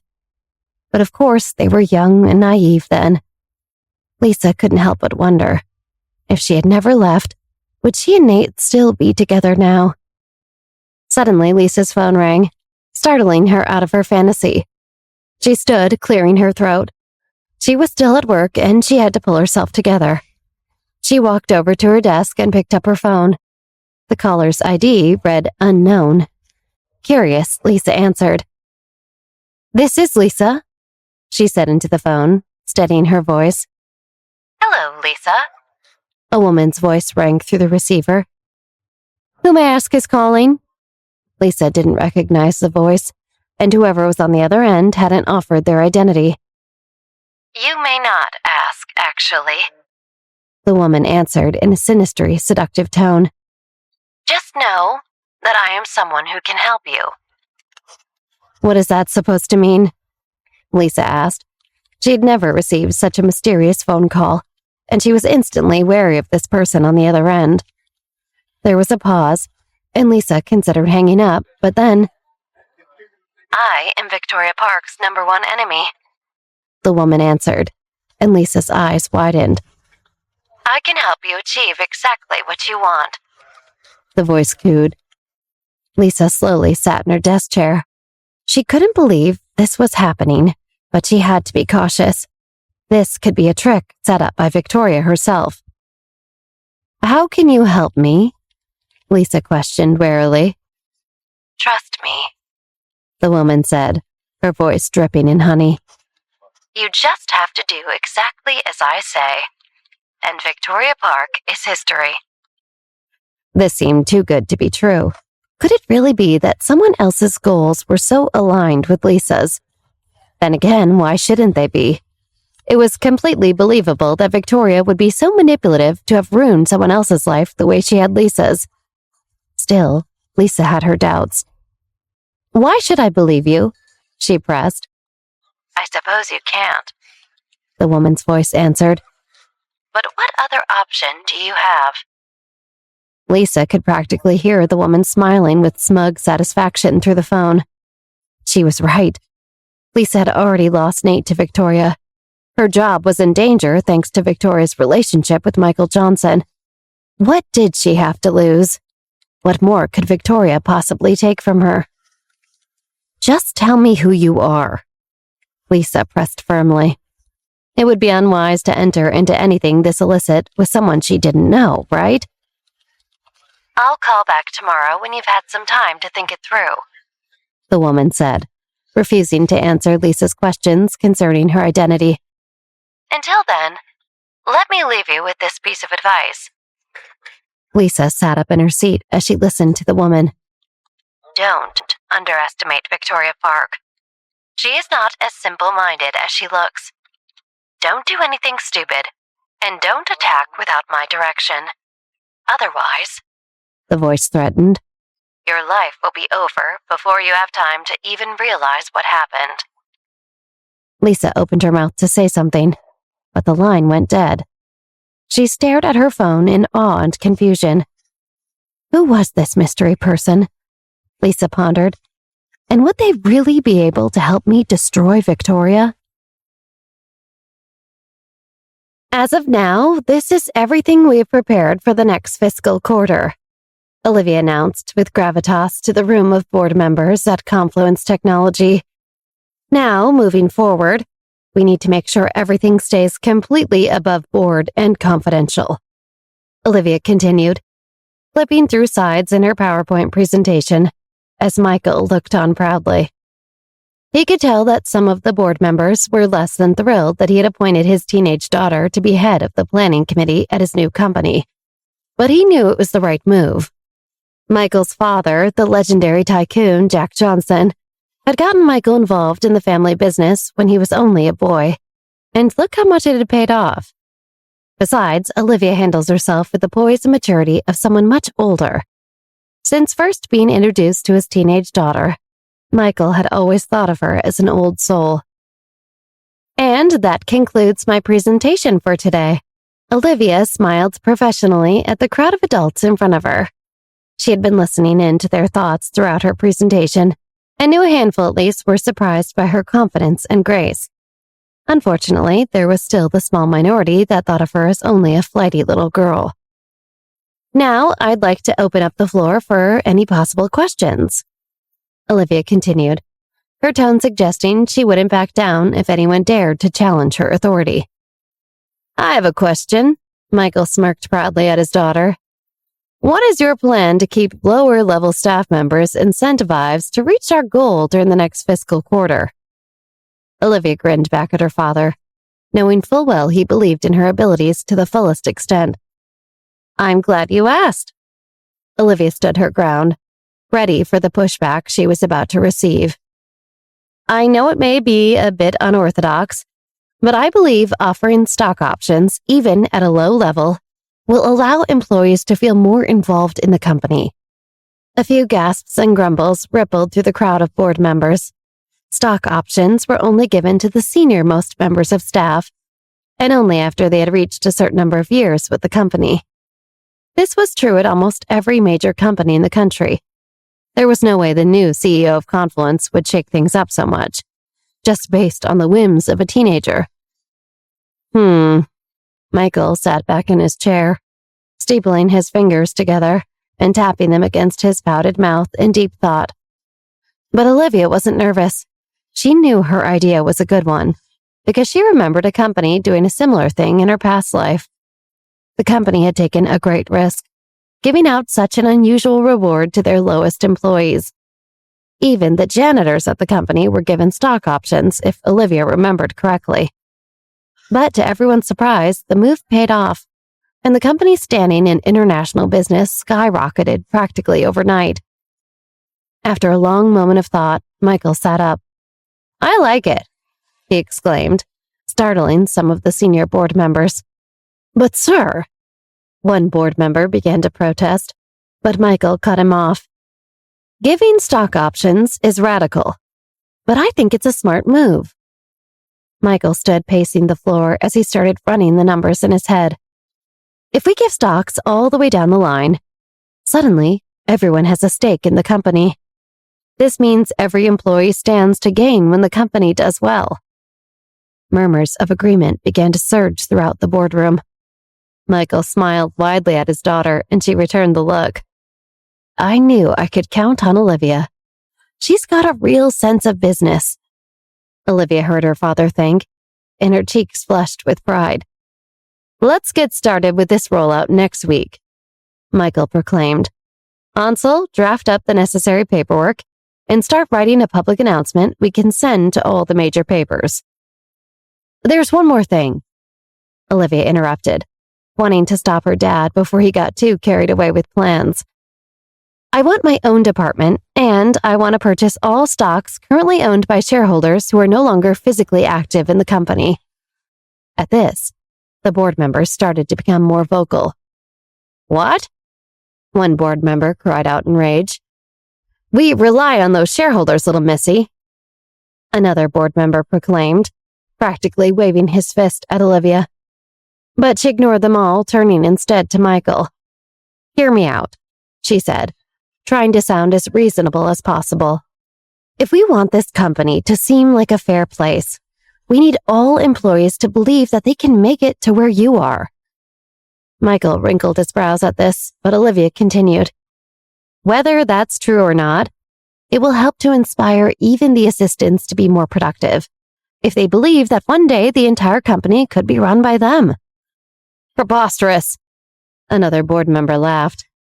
But Michael just continued to grin, even more impressed by his daughter's moxie. Done deal, he said in a commanding voice, silencing any of the leftover grumbles of the disgruntled board members. Michael stuck out his hand and smiled at Olivia, who reached out her own arm. They shook on it, and then Michael turned to the crowd. Now, do we have any more questions? Michael asked threateningly. A few timid hands raised throughout the room, but Michael ignored them. Good, he declared, clapping his hands together. Meeting adjourned. The board members began to trickle out, their dissatisfied mumbles and groans disappearing out the door. What could they do? Olivia was the CEO's daughter after all, and he had seemed so certain her idea would work that there was nothing left for any of them to say. I'm proud of you, kiddo. Michael winked at Olivia after the room had completely cleared out. Thanks, Dad. Olivia beamed at her father. In her past, it had always been a secret dream of Olivia's to get to work within the Johnson family business, alongside her dad. But it had seemed such a silly notion. She couldn't help but think about how lucky she was, standing here next to Michael, who not only supported Olivia, but was also impressed by her. At that moment, Ansel Parr came up and respectfully tapped Michael's shoulder. I'm sorry to interrupt, sir, but I am supposed to remind you that you have a call in 10 minutes. Oh, right, Michael said, then hurriedly gathered his things. I'll see you later, Olivia. Okay, Dad, Olivia answered, as she turned to begin to gather up her materials as well.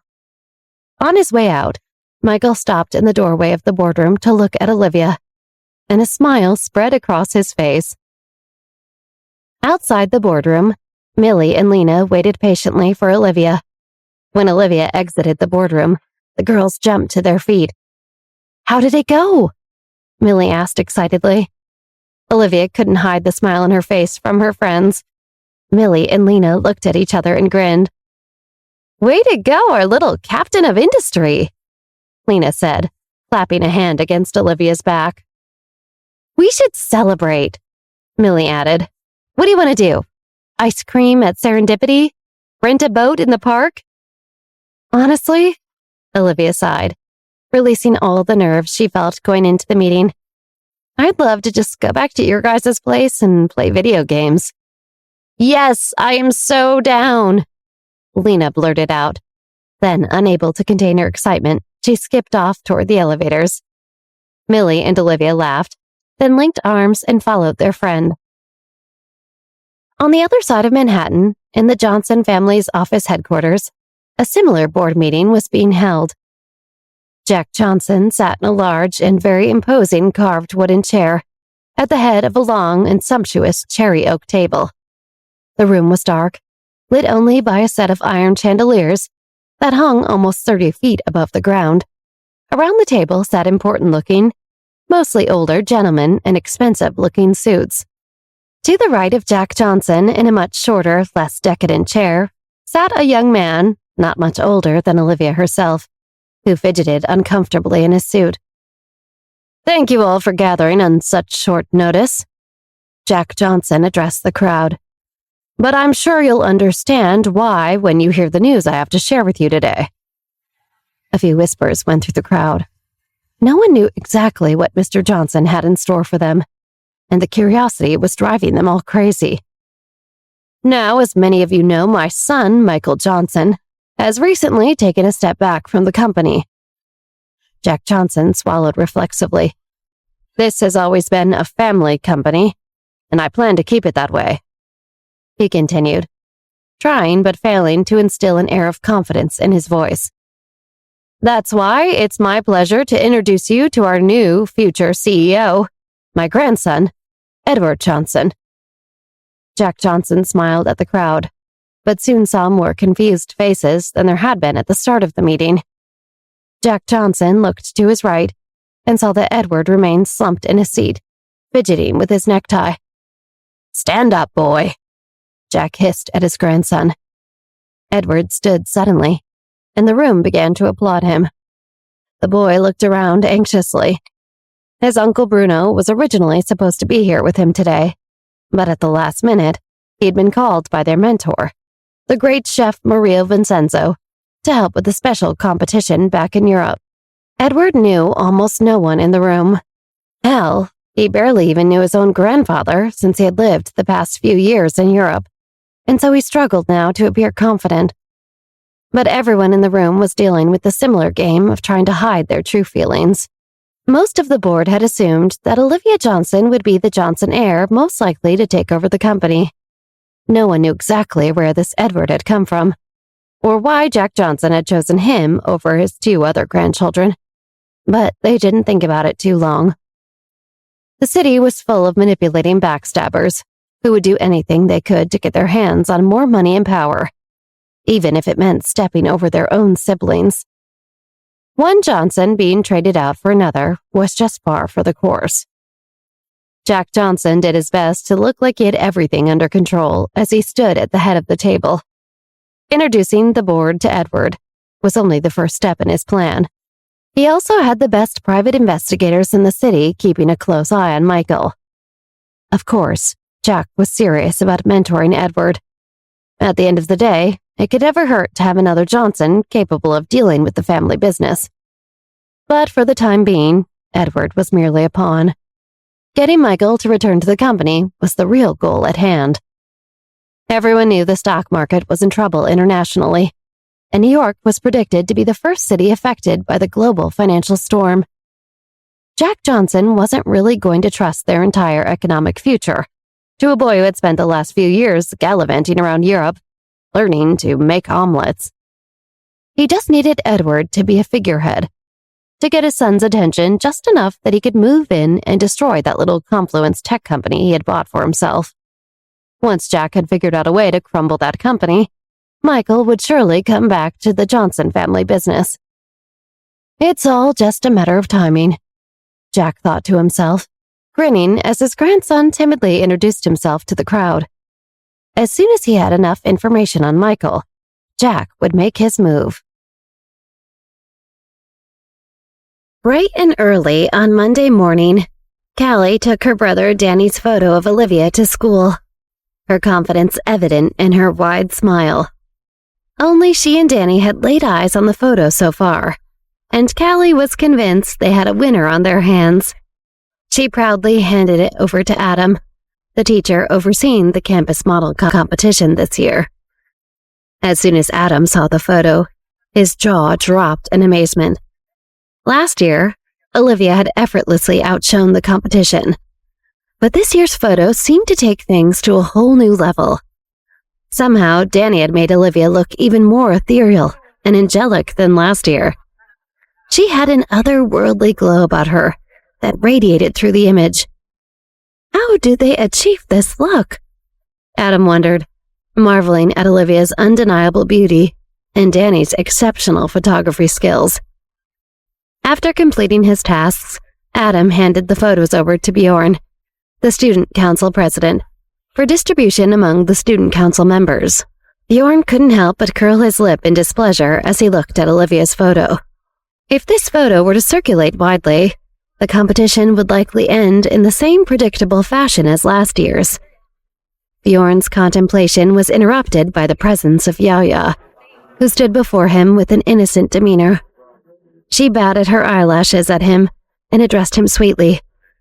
"President?" Bjorn's frustration with Olivia grew, and he began to feel very sorry for Yaya. Despite his best efforts to assist her, she had chosen an internationally renowned photographer and donned expensive clothing over the weekend. She had experienced a day of luxury and felt like a princess throughout the photo shoot. However, in Bjorn's mind, it all seemed for nothing because of Olivia. Yaya's concern interrupted his thoughts again. "Is everything okay?" she asked, her voice filled with worry. Bjorn pushed it off and offered a fake smile. Yeah, it's fine." Yaya wasn't fooled, giving him a knowing look. Bjorn sighed and showed Yaya the photo of Olivia. As Yaya gazed at Olivia's picture, insecurity crept into her thoughts. Of course her photo is perfect. Yaya couldn't help but think, does he think she's beautiful too? Bjorn picked up on Yaya's insecurity and moved closer to her, reassuring her with sincerity. "Hey, I think your picture is stunning. If it were up to me, you'd be the winner." A radiant smile spread across Yaya's face at Bjorn's words, her self-doubt melting away. Bjorn took her hands, and for a moment, their eyes locked, sparks flying between them. Were they on the verge of a kiss? They inched closer, their lips almost meeting, the tension electric. But just as their moment of intimacy approached, Bjorn pulled away suddenly, a devious idea forming in his mind. Grabbing the photo of Olivia, Bjorn retrieved a lighter from his pocket.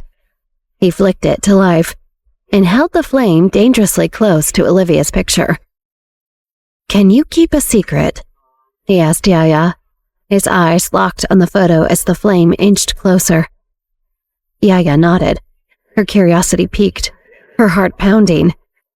Bjorn's sinister smile widened as he set the photo on fire, watching it slowly disintegrate into ashes. Yaya watched in stunned silence, her thoughts racing.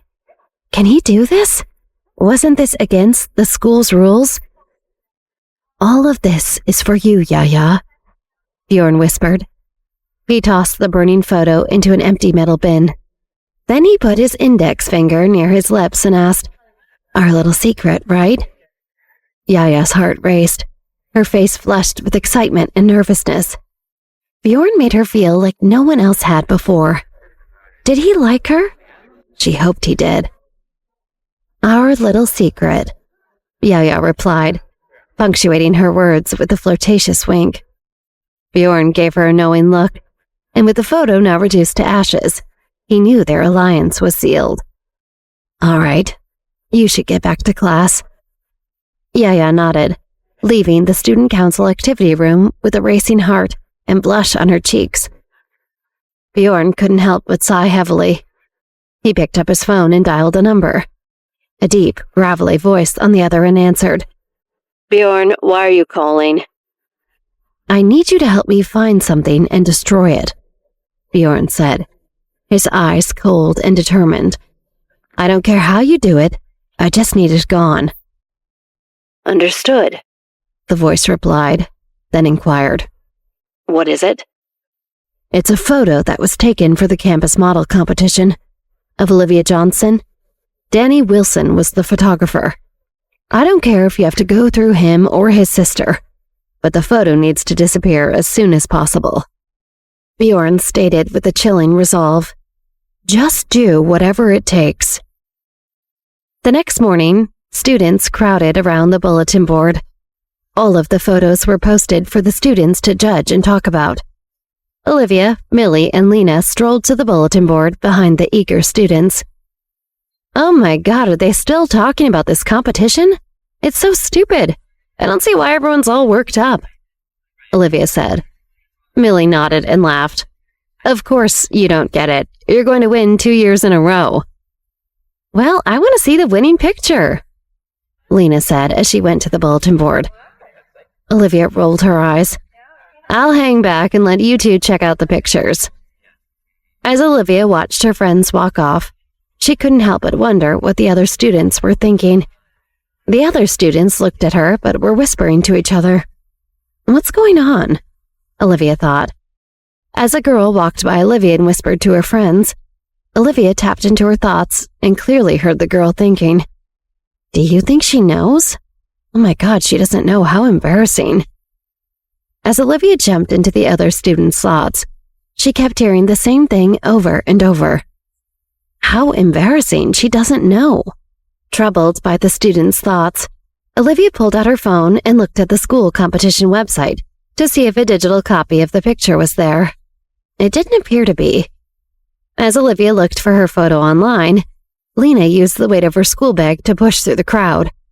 She looked at the bulletin board several times, but did not find Olivia. "Wait, what?" Lena didn't understand. "Millie, come take a look. Did I miss it? Why is there no picture of Liv?" Millie walked up behind Lena. "Oh." Millie also checked a few times. "It seems like there really is no picture." There were so many more contestants in this competition compared to last year, which meant there were all kinds of photos, but there was no picture of Olivia. This made people in the vicinity a little puzzled, since most of them had anticipated Olivia would be a frontrunner this year since she had won last year. There had been a bit of anticipation around seeing her photo. "Let's go and ask Adam what's going on. He has to know about this," Lena said. Millie nodded, and the two of them dragged Olivia to Adam's office, one on her left and the other on her right. "Mr. Reed, where is Liv's picture? Why isn't it on the bulletin board?" Millie demanded, her tone filled with frustration. "What?" Adam asked, looking bewildered. "It should be there. I submitted her photo yesterday morning." Olivia tapped into Adam's thoughts. "It was exquisite," he said in his mind. Olivia looked on in confusion. "He's telling the truth. What's going on?" "Well, can you figure out what happened to it?" Lena asked, a hint of suspicion in her voice. Adam nodded. "Come with me," he told the girls. Olivia, Lena, and Millie followed Adam to the student council meeting room. All three girls looked around suspiciously as they wondered what was going on.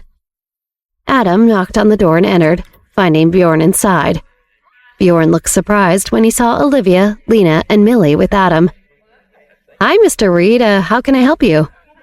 Bjorn asked, attempting to feign innocence.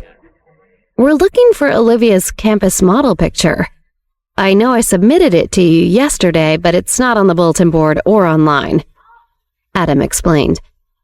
Bjorn pretended to be confused. Olivia tapped into his thoughts. There's no way they'll find anything, Bjorn thought. Olivia's eyes narrowed at Bjorn. Bjorn answered Adam.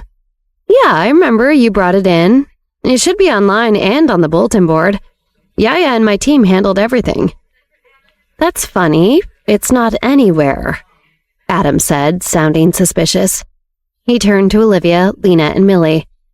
"I'm sorry, ladies. I don't know where it could be. Maybe it got lost in the craziness of everything?" Olivia put on a fake smile of appreciation and shot daggers at Bjorn before she spoke to Adam. "That's okay, Mr. Reed. Thank you for helping." Olivia pulled Millie and Lena out of the student council room, determined to get to the bottom of this. Bjorn is lying. He's so sketchy. Why does he even care about this stupid contest? Olivia said, her frustration growing. "Can you call Danny or Callie and get more copies of the pictures?" Millie asked. Olivia kept her eyes on the student council door before she nodded and looked back at Millie. "That's a good idea." Olivia pulled her phone out and called Callie. "Hey, Callie?" "Olivia, oh my God, I'm so sorry," Callie answered, sounding distressed. What? Are you okay? Did something happen? Olivia asked, confusion evident on her face. Lena and Millie grew increasingly worried. Oh, you don't know? Callie replied. Danny's photo lab caught on fire. He lost all of his photos. He was injured badly, but was lucky enough to make it out. We lost all your photos for the model competition, and it all happened before we were able to scan digital copies. I'm so sorry, Olivia. Olivia was jolted by the news. She couldn't speak as she looked at Millie and Lena, who were anxiously waiting for her response. I'm so sorry, Callie. I hope Danny's okay, Olivia finally managed to say. Olivia ended the phone call and moved closer to Lena and Millie. This was getting more twisted by the minute.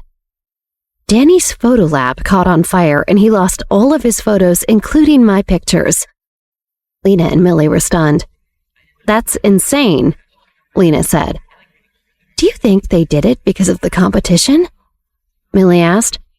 Olivia's eyes were filled with anger. Why would they burn down someone's lab for this stupid little competition? Someone has gone too far. Millie and Lena nodded their heads. Who would do that and why? Millie asked. Then Lena suddenly thought of something and said, Maybe it was the student council. It can't be that. Millie's mouth twitched.